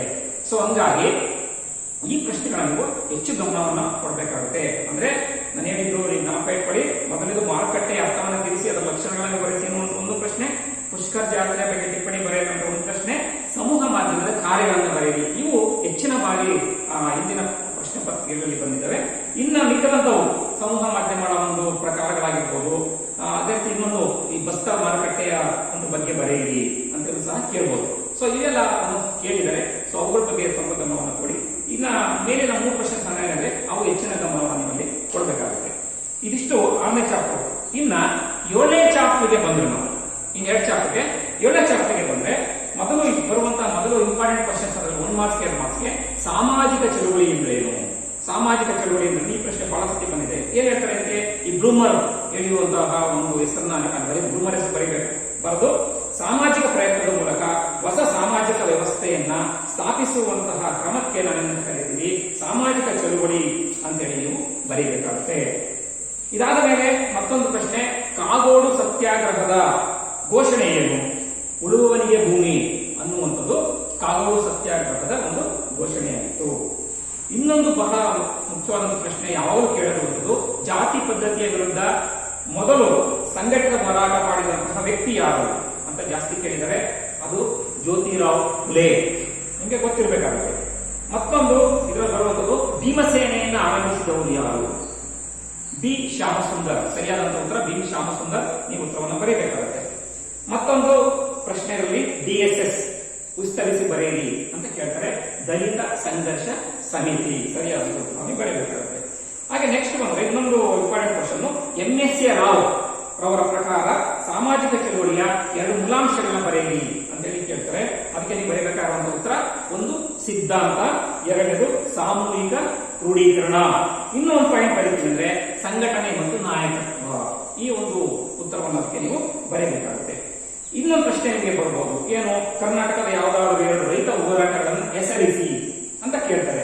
ಅದಕ್ಕೆ ಕಾಗೋಡು ರೈತರ ಹೋರಾಟ ಅಂತ ಬರೀಬಹುದು, ಅಥವಾ ಮಲಪ್ರಭಾ ರೈತರ ಹೋರಾಟ ಅಂತ ಬರೀಬಹುದು, ಕಾಗೋಡು ಸತ್ಯಾಗ್ರಹ ಅಂತ ಬರೀಬಹುದು, ಮಲಪ್ರಭಾ ಚಳವಳಿ ಅಂತ ಬೇಕಾದ್ರೆ ನೀವು ಉತ್ತರವನ್ನ ಬರೆದ್ರೆ ಮುಗಿದೋಗುತ್ತೆ. ನೆಕ್ಸ್ಟ್ ಇನ್ನೊಂದು ಪ್ರಶ್ನೆ ಇದರಲ್ಲಿ ಬರುವಂತದ್ದು ಇಂಪಾರ್ಟೆಂಟ್, ಈ ಕ್ಯಾಥಲಿನ್ ಗೌ, ಈ ಹೆಸರಿಗೆ ಜ್ಞಾಪಕ ಇರಬೇಕಾಗುತ್ತೆ. ಕ್ಯಾಥಲಿನ್ ಗೌರವರ ಪ್ರಕಾರ ರೈತ ಚಳುವಳಿಯ 2 ಪ್ರಕಾರಗಳನ್ನ ತಿಳಿಸಿ. 2 ಮಾರ್ಕ್ಸ್ ಕೇಳಬಹುದು. ನೀವು ಯಾವ್ದು ಬೇಕಾದ್ರೂ ಬರೀಬಹುದು, ಪುನಃಸ್ಥಾಪನಾ ದಂಗೆಗಳು ಅಂತ ಬರೀಬಹುದು, ಧಾರ್ಮಿಕ ಚಳುವಳಿ ಅಂತ ಬರೀಬಹುದು, ಜನತಾ ವಿಪ್ಲವಗಳು ಬೇಕಾದ್ರೆ ಬರೀಬಹುದು, ಸಮಾಜನಿಷ್ಠ ದರೋಡೆಗಳು. ಇದರಲ್ಲಿ ಯಾವ್ದಾದ್ರು 2 ನಿಮ್ಮಲ್ಲಿ ಮೆನ್ಷನ್ ಮಾಡಬೇಕಾಗುತ್ತೆ. ಹಾಗೆ ಇನ್ನೊಂದು ಪ್ರಶ್ನೆ, ಮಲಪ್ರಭಾ ಚಳುವಳಿಗೆ 2 ಕಾರಣ ಕೊಡಿ. ಈ ಪ್ರಶ್ನೆ ಬರುವಂತಹ ಸಾಧ್ಯತೆ ಇರುತ್ತೆ. ಮಲಪ್ರಭಾ ಚಳುವಳಿಗೆ 2 ಕಾರಣ ಕೊಡಿದ್ರೆ, ಒಂದು ಮೊದಲನೇ ಕಾರಣ ಸ್ಥಿರ ಬೆಲೆಯ ಪ್ರಶ್ನೆ, 2ನೇದು ಲೆವಿಯ ಒಂದು ಪ್ರಶ್ನೆ, ಮತ್ತೊಂದು ನಾವು ಕಾರಣ ಕೊಡೋದಾದ್ರೆ ಸ್ಥಳೀಯ ನೌಕರಶಾಹಿಯ ಪಾತ್ರ. ಸೊ ಇಷ್ಟು ಉತ್ತರವನ್ನು ನಿಮಗೆ ಬರೀಬೇಕಾಗುತ್ತೆ. ನೆಕ್ಸ್ಟ್ ಮುಂದಿನ ಒಂದು ಪ್ರಶ್ನೆಯನ್ನು ನೋಡೋದಾದ್ರೆ, ಸ್ವಾತಂತ್ರ್ಯ ಪೂರ್ವದಲ್ಲಿ ರಚನೆಯಾದ 2 ಮಹಿಳಾ ಸಂಘಟನೆಗಳು. ಸ್ವಲ್ಪ ಕನ್ಫ್ಯೂಷನ್ ಆಗುತ್ತೆ. ಸ್ವಾತಂತ್ರ್ಯ ಪೂರ್ವದಲ್ಲಿ ಕೇಳ್ತಾರೆ, ಸ್ವಾತಂತ್ರ್ಯ ನಂತರದ್ದು ಕೇಳ್ತಾರೆ. ಸ್ವಾತಂತ್ರ್ಯ ಪೂರ್ವದ ಮಹಿಳಾ ಸಂಘಟನೆಗಳನ್ನು ಯಾವ್ದಾದ್ರು ಹೆಸರಿಸಿ ಅಂತ ನೀವು ಕೇಳಿದ್ರೆ, ಅಲ್ಲಿ ಮದ್ರಾಸಿನ ಒಂದು ಬ್ರಾಹ್ಮಣ ಮಹಿಳಾ ಒಂದು ನಿಲಯ ಅಂತ ಬರೀಬಹುದು. ಅದೇ ರೀತಿಯಲ್ಲಿ ಇನ್ನೊಂದು ಪೂನಾದ ಭಗಿನಿ ಸಮಾಜ ಅಂತ ಬೇಕಾದ್ರೆ ಬರೀಬಹುದು. ಸ್ವಾತಂತ್ರ್ಯ ನಂತರದ ಮಹಿಳಾ ಸಂಘಗಳನ್ನು ಹೆಸರಿಸಿ ಅಂತ ಕೇಳಿದ್ರೆ, ಹೈದರಾಬಾದಿನ ಸ್ತ್ರೀ ಶಕ್ತಿ ಸಂಘಟನೆ ಬೇಕಾದ್ರೆ ಬರೀಬಹುದು, ಬೆಂಗಳೂರಿನ ವಿಮೋಚನೆ ಅಂತ ಬೇಕಾದ್ರೂ ಬರೀಬಹುದು, ಅದೇ ರೀತಿಯಲ್ಲಿ ಪೂನಾದ ಪುರೋಗಾಮಿ ಸಂಘಟನೆ. ಈ ಚಾಪ್ಟರ್ ಅಲ್ಲಿ ಇಷ್ಟು ಮುಖ್ಯವಾಗಿ ಬರುವಂತಹ 1 ಮತ್ತು 2 ಹಂತದ ಪ್ರಶ್ನೆಗಳು. ಅದೇ ರೀತಿ ಇದರಲ್ಲಿ ಇನ್ನು ಕೆಲವು ಬರುವಂತಹ ಈ 5 ಮತ್ತು 10 ಅಂಕಗಳಿಗೆ ಕೇಳುವಂತಹ ಒಂದು ಪ್ರಶ್ನೆಗಳು ಯಾವುವು? 5 ಮತ್ತು 10 ಅಂಕಗಳಿಗೆ ಕೇಳುವಂತಹ ಪ್ರಶ್ನೆಗಳು ಅಂತಂದ್ರೆ ಇಂಪಾರ್ಟೆಂಟ್ ಆಗಿ ಈ ಸಾಮಾಜಿಕ ಚಳುವಳಿ ಎಂದರೇನು, ಅದರ ಮೂಲಾಂಶಗಳನ್ನು ವಿವರಿಸಿ ಅನ್ನುವಂಥ ಪ್ರಶ್ನೆ ಇದೆ. ಇದು ಹಿಂದಿನ ಪ್ರಶ್ನೆ ಪತ್ರಿಕೆಗಳಲ್ಲಿ ಹೆಚ್ಚಾಗಿ ಬಂದಿದೆ. ಮತ್ತೊಂದು ಕ್ಯಾಥಲಿನ್ ಗೌರವ ಪ್ರಕಾರ ರೈತ ಚಳುವಳಿಯ ಪ್ರಕಾರಗಳನ್ನು ತಿಳಿಸಿ. ನೋಡಿ, ಇಲ್ಲಿ 2 ತರ ಪ್ರಶ್ನೆ ಬರುತ್ತೆ. ಕ್ಯಾಥಲಿನ್ ಗೌರವ ಪ್ರಕಾರ ರೈತ ಚಳುವಳಿಯ ಪ್ರಕಾರಗಳನ್ನು ತಿಳಿಸಿ ಎನ್ನುವಂಥದ್ದು ಒಂದು ಪ್ರಶ್ನೆ, ಇದು ಬೇರೆ ಪ್ರಶ್ನೆ, ಪ್ರಕಾರಗಳು ಬೇರೆ. ಅದೇ ರೀತಿಯಲ್ಲಿ ಕ್ಯಾಥಲಿನ್ ಗೌರವ ಪ್ರಕಾರ ಭಾರತದ ರೈತ ಚಳುವಳಿಗೆ ಕಾರಣವಾದಂತಹ ಅಂಶಗಳನ್ನ ಬರೆಯಿರಿ ಅಂತ ಕೇಳ್ತಾರೆ. ನೋಡಿ, ಅಂಶಗಳನ್ನ ಬರೆಯಿರಿ, ಕಾರಣವಾದ ಅಂಶಗಳನ್ನ ಬರೆದಿದ್ದಾಗ 12 ಅಂಶಗಳು ಬರ್ತಾರೆ. ಆ ಪಟ್ಟಿಯನ್ನು ನೀವು ಬರೆಯಬೇಕಾಗುತ್ತೆ.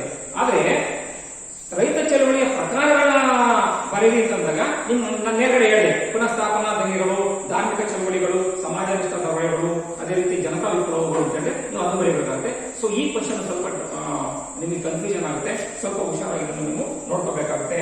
ಇದರಲ್ಲಿ ಬರುವಂತಹ ಈ ಪ್ರಶ್ನೆಗಳು ಇಷ್ಟು ಬರ್ತವೆ. ಅದೇ ರೀತಿ ಇನ್ನ 2 ಪ್ರಶ್ನೆ ಇದರಲ್ಲಿ ಏನೇನು, ದಲಿತ ಚಳುವಳಿಯ ಬಗ್ಗೆ ಟಿಪ್ಪಣಿ ಬರೆಯಿರಿ. ಇದನ್ನು 2 ಸತಿ ಕೇಳಿದರೆ ದಲಿತ ಚಳುವಳಿಯ ಬಗ್ಗೆ ಟಿಪ್ಪಣಿ ಬರೆಯಿರಿ ಅಂತ ಈ ಒಂದು ಪ್ರಶ್ನೆಯನ್ನು ನೋಡ್ಕೋಬೇಕಾಗುತ್ತೆ. ಹೀಗೆ ಈ ಒಂದು ಚಾಪ್ಟರ್ಲಿ 5 ಮತ್ತು ಅಂಕಗಳಿಗೆ ಇಷ್ಟು ಪ್ರಶ್ನೆಗಳು ಬರುವಂತಹ ಒಂದು ಸಾಧ್ಯತೆ ಇರುತ್ತೆ. ಇನ್ನು ಕಡೆಯದಾಗಿ 8ನೇ ಚಾಪ್ಟರ್ಗೆ ಬಂದ್ರೆ 8ನೇ ಚಾಪ್ಟರ್ ಅಲ್ಲಿ ಬರುವಂತಹ ಕೆಲವು ಮುಖ್ಯವಾದಂತಹ ಪ್ರಶ್ನೆಗಳು ಏನು ಬರ್ತವೆ ನಿಮ್ಗೆ ಗೊತ್ತಿದೆ.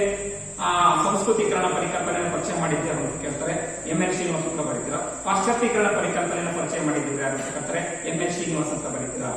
ಅದೇ ರೀತಿಯಲ್ಲಿ ಜಾಗತೀಕರಣ ಪರಿಕಲ್ಪನೆಯನ್ನು ಮೊದಲು ಪರಿಚಯ ಮಾಡಿದ್ದೀರಾ ಅಂತ ಕೇಳ್ತಾರೆ, ಥಿಯೋಡರ್ ಲೆವಿಟ್ ಅಂತೇಳಿ ನೀವು ಬರೀತೀರಾ. ಅದೇ ರೀತಿಯಲ್ಲಿ ಆಧುನಿಕೀಕರಣ ಪರಿಕಲ್ಪನೆಯನ್ನು ಪರಿಚಯ ಮಾಡಿದ್ಯಾರು ಅಂತ ಕೇಳ್ತಾರೆ, ಡೇನಿಯಲ್ ಲರ್ನರ್ ಅಂತ ನೀವು ಬರೆಯೋದು. ಹೀಗೆ ಈ 4 ಪರಿಕಲ್ಪನೆಗಳು, ಅದರಲ್ಲಿ 2 MN ಶ್ರೀನಿವಾಸ್ ಪರಿಚಯ ಮಾಡಿದರೆ, ಇನ್ನು 2 ಇಬ್ಬರು ಬೇರೆ ಬೇರೆ ಪರಿಚಯ ಮಾಡಿದರೆ ಅದನ್ನು ನೀವು ತಿಳ್ಕೊಂಡಿರಬೇಕು.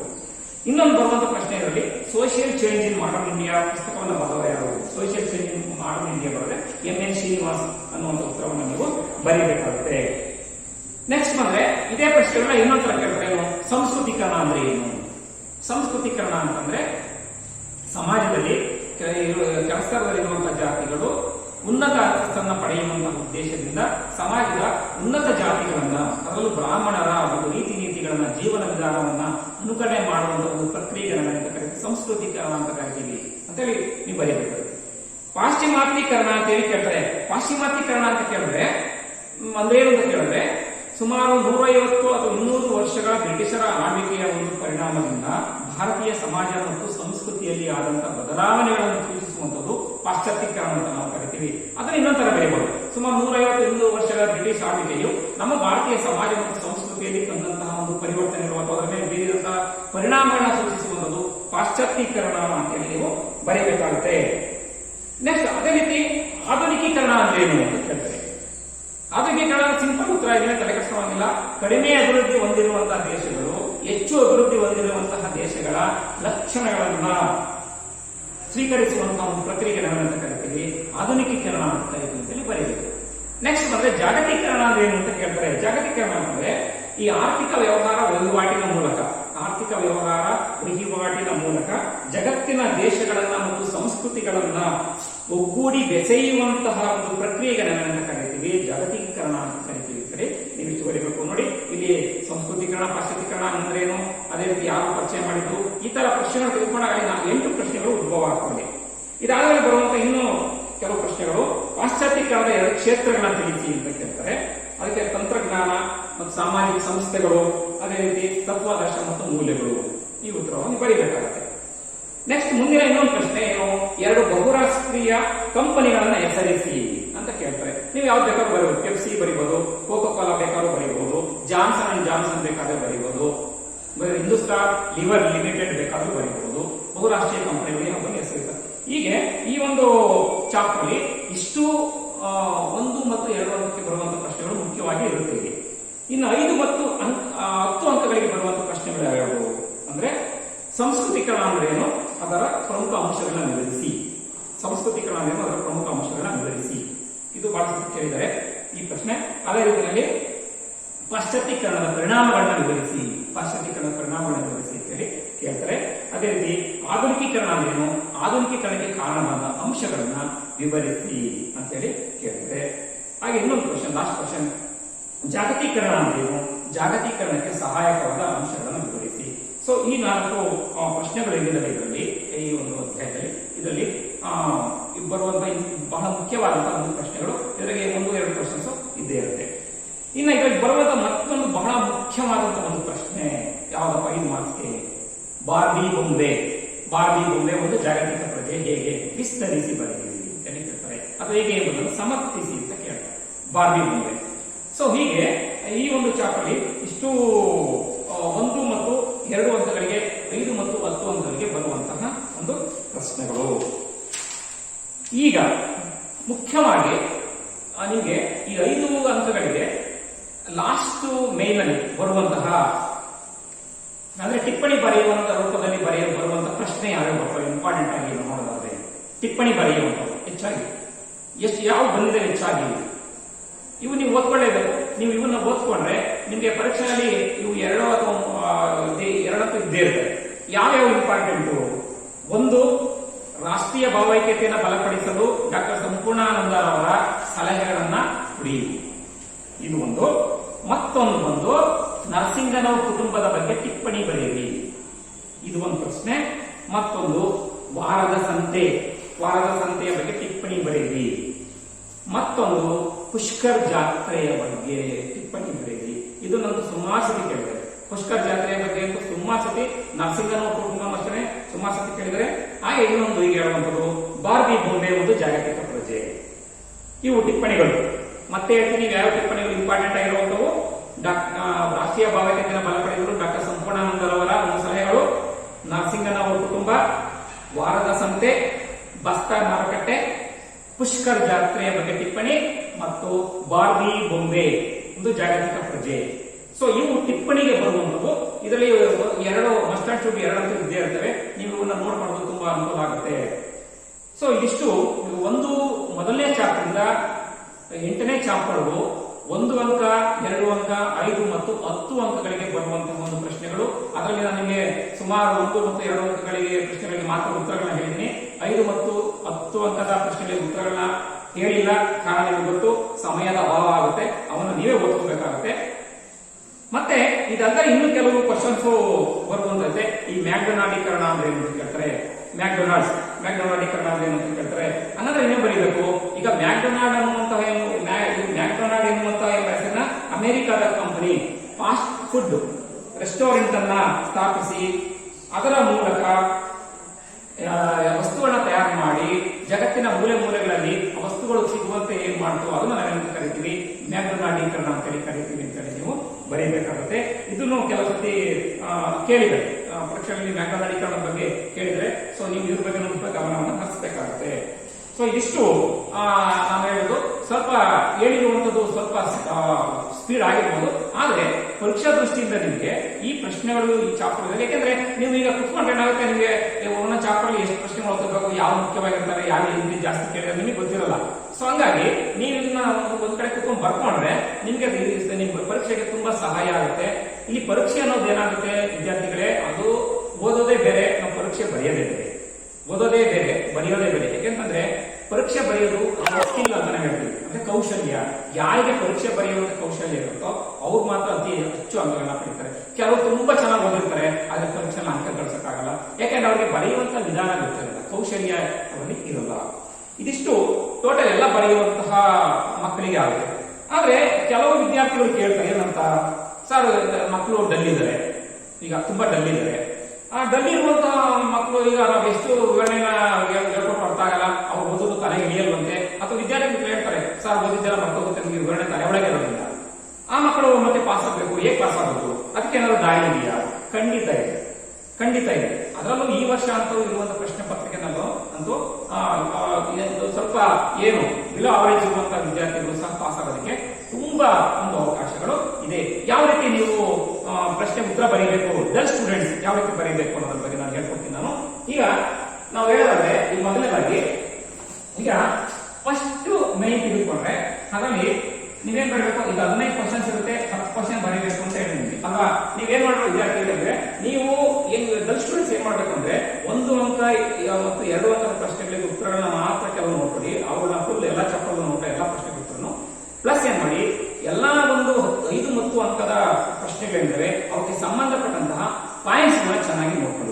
ಪಾಯಿಂಟ್ಸ್ ಅನ್ನ ನೋಡ್ಕೊಂಡಿದ್ದೀವಿ. ಅವೆಲ್ಲ ಬಂದ ಮೇಲೆ ಏನ್ ಮಾಡಿ ನೀವು ವಿವರಣೆಯನ್ನು ಓದಿ. ಈಗ ವಿವರಣೆ ಓದಿ ಬರಲಿಲ್ಲ ಮೈಂಡಿಗೆ ಬರಲ್ವಾ, ಬೇಡ, ನಿಮ್ಗೆ ಪಾಯಿಂಟ್ಸ್ ಚೆನ್ನಾಗಿ ಎಲ್ಲಾ ಚಾಪ್ಟರ್ ಓದ್ಕೊಳ್ಳಿ ನಿಮಗೆ. ಅಥವಾ ಎಲ್ಲಾ ಚಾಪ್ಟರ್ ಕಷ್ಟ ಆಯ್ತಾ, ಬೇಕಾದ್ರೆ ಒಂದು ಚಾಪ್ಟರ್ ಬಿಡಿ ಅಂತಂದ್ರೆ ಇಲ್ಲ. ಯಾಕಂದ್ರೆ ಚಾಯ್ಸ್ ಕ್ವಶನ್ ಪೇಪರ್ ಜಾಸ್ತಿ ಇರೋದ್ರಿಂದ ನೀವೊಂದು ಸೆಲ್ಫ್ ಸ್ಟೋರೇಜ್ ಒಂದು ಚಾಪ್ಟರ್ ಬಿಟ್ಟರು ಏನು ತೊಂದರೆ ಇಲ್ಲ, ಓದ್ಕೋಬಹುದು. ಇಲ್ಲಿ ಈ ಒಂದು 1 ಮಾರ್ಕ್ಸ್ ಇಂದು 15 ಕ್ವಶನ್ ಇರುತ್ತೆ, ಅಲ್ಲಿ 10 ಬರೀಬೇಕಾಗತ್ತೆ. ನೀವು ಅದರಲ್ಲಿ 5 ಬರೀರಿ ಸಾಕು, ನಿಮ್ಗೆ ಮಕ್ಕಳು ಇರುತ್ತೆ ಎಲ್ಲ ಬಂದಿದ್ದು ಮಾಡ್ಕೊಳ್ಳುತ್ತೆ, ಅಲ್ಲಿ 5 ಮಾರ್ಕ್ಸ್ ಬರುತ್ತೆ. ಅದೇ ರೀತಿ 2 ಮಾರ್ಕ್ಸ್ ಇಂದು 15 ಕ್ವಶನ್ ಇರುತ್ತೆ, ಇಲ್ಲೂ ಅಷ್ಟೇನೆ ನಿಮ್ಗೆ ಎಲ್ಲವೂ ಬರೆಯಕ್ಕಾಗಲ್ಲ, 5 ಮಾರ್ಕ್ಸ್ ಬರೀತೀರಾ, ಅಲ್ಲೇನಾಗುತ್ತೆ 10 ಮಾರ್ಕ್ಸ್ ಬರುತ್ತೆ, 10 ಮಾರ್ಕ್ಸ್ ಬರುತ್ತೆ. ಅದೇ ರೀತಿಯಲ್ಲಿ ಥರ್ಡ್ ಮೈನ್ ಅಲ್ಲಿ ಏನಾಗುತ್ತೆ ಅಂದ್ರೆ ಈಗ 5 ಮಾರ್ಕ್ಸ್ ಇಂದು ಅಲ್ಲಿ 8 ಪ್ರಶ್ನೆ ಇರ್ತವೆ, ನೀವು ಬರೀಬೇಕಾದಷ್ಟಕ್ಕೆ ಅಲ್ಲಿ ಬರೀಬೇಕಾದ್ರು 4 ಅಲ್ವಾ. 4 ಏನ್ ಮಾಡ್ತೀರಾ ಅಂದ್ರೆ ನಿಮ್ಗೆ ವಿವರಣೆ ಬೆಲೆ ಬರಲ್ಲ, ನೀವೇನ್ ಮಾಡ್ತೀರಾ ಪಾಪ ಪಾಯಿಂಟ್ಸ್ ಮಾತ್ರ ಬರೀತೀರಾ. ಸೊ ಒಂದು ಕ್ವಶನ್ಗೆ 2 ಮಾರ್ಕ್ಸ್ ನಿಮ್ಗೆ 4 8 ಮಾರ್ಕ್ಸ್ ಬರುತ್ತೆ, 4 8 ಮಾರ್ಕ್ಸ್ ಬರುತ್ತೆ. ಅದೇ ರೀತಿ same next fourth main same 5 marks ಇಂದು 8 ಕ್ವಶನ್ ಇರುತ್ತೆ, 4 ಬರೀಬೇಕು. ಇಲ್ಲೂ ಅಷ್ಟೇನೆ, ನೀವು ಇಲ್ಲಿ ಬರೀ ಪಾಯಿಂಟ್ ಅನ್ನ ಕೊಟ್ ಮಾಡೋನು ಪ್ರತಿ ಪ್ರಶ್ನೆಗೆ ಆ ಒಂದು ಪಾಯಿಂಟ್ ಗೆ 2 ಮಾರ್ಕ್ಸ್ ಅನ್ನ, ಅಂದ್ರೆ ಪಾಯಿಂಟ್ ಕರೆಕ್ಟ್ ಇದ್ರೆ ಮಾತ್ರ 2 ಮಾರ್ಕ್ಸ್. ಸೊ ಅಲ್ಲೂ ಅಷ್ಟೇ 8 ಮಾರ್ಕ್ಸ್ ಬರುತ್ತೆ. ನೆಕ್ಸ್ಟ್ 10 ಮಾರ್ಕ್ಸ್ ಇಂದು ಅಲ್ಲಿ 6 ಪ್ರಶ್ನೆ ಇರುತ್ತೆ, 2 ಬರೀಬೇಕು. ನಿಮಗೆ ವಿವರಣೆ ಬರೆಯಕ್ಕೆ ಬರಲ್ಲ, ನೀವೇನ್ ಮಾಡ್ತೀರಾ ಬರೀ ಪಾಯಿಂಟ್ ಮಾತ್ರ ಬರೀತೀರಾ, ಅಲ್ಲಿ 3 ಕೊಟ್ಟು 6 ಬರುತ್ತೆ. ಅದೇ ರೀತಿ ಲಾಸ್ಟ್ ಬಂದು 5 ಮಾರ್ಕ್ಸ್ ಇಂದು ಅಲ್ಲಿ 6 ಪ್ರಶ್ನೆ ಇರುತ್ತೆ, 2 ಬರೀಬೇಕು. ನೀವು ಬರೀ ಪಾಯಿಂಟ್ಸ್ ಅನ್ನ ಮಾತ್ರ ಬರೀತೀರಾ, ಅವಾಗ ಏನಾಗುತ್ತೆ ಅಲ್ಲಿ 4 ಮಾರ್ಕ್ಸ್ ಮಾತ್ರ ಬರುತ್ತೆ. ಸೊ ಈ ತರ ನಾವು ಏನ್ ಮಾಡ್ಬೇಕು ಅಂತಂದ್ರೆ ಇದನ್ನ ಡಿವೈಡ್ ಮಾಡ್ಕೊಳ್ಬೇಕು. ಸೊ ಈ ತರ ಮಾಡ್ಕೊಂಡ್ರೆ ಏನಾಗುತ್ತೆ ನಿಮ್ಗೆ ಅಲ್ಲಿ ಅಂಕಗಳು ಬರ್ತವೆ. ಸೊ ನೀವೆಲ್ಲ ಕೂಡಿ ಎಷ್ಟು ಬರುತ್ತೆ ಈಗ 8 8 16 16 6 22 26 26 10 36 5 41 ನೋಡಿ. ನಿಮಗೆ ಬೇಕಾದ್ರೆ ಎಷ್ಟು 35 ಮಾರ್ಕ್ಸ್ ಅಷ್ಟೇ. ಇದು ಇನ್ನೂ ನಿಮಗೆ 6 ಮಾರ್ಕ್ಸ್ ಹೋದ್ರು ಸಹ ನಿಮಗೆ 35 ಮಾರ್ಕ್ಸ್ ಬರುತ್ತೆ. ಸೊ ಹಂಗಾಗಿ ನೀವೇನು ತಲೆ ಕೆಡಿಸ್ಕೊಂಡು ಬೇಕಾಗಿಲ್ಲ.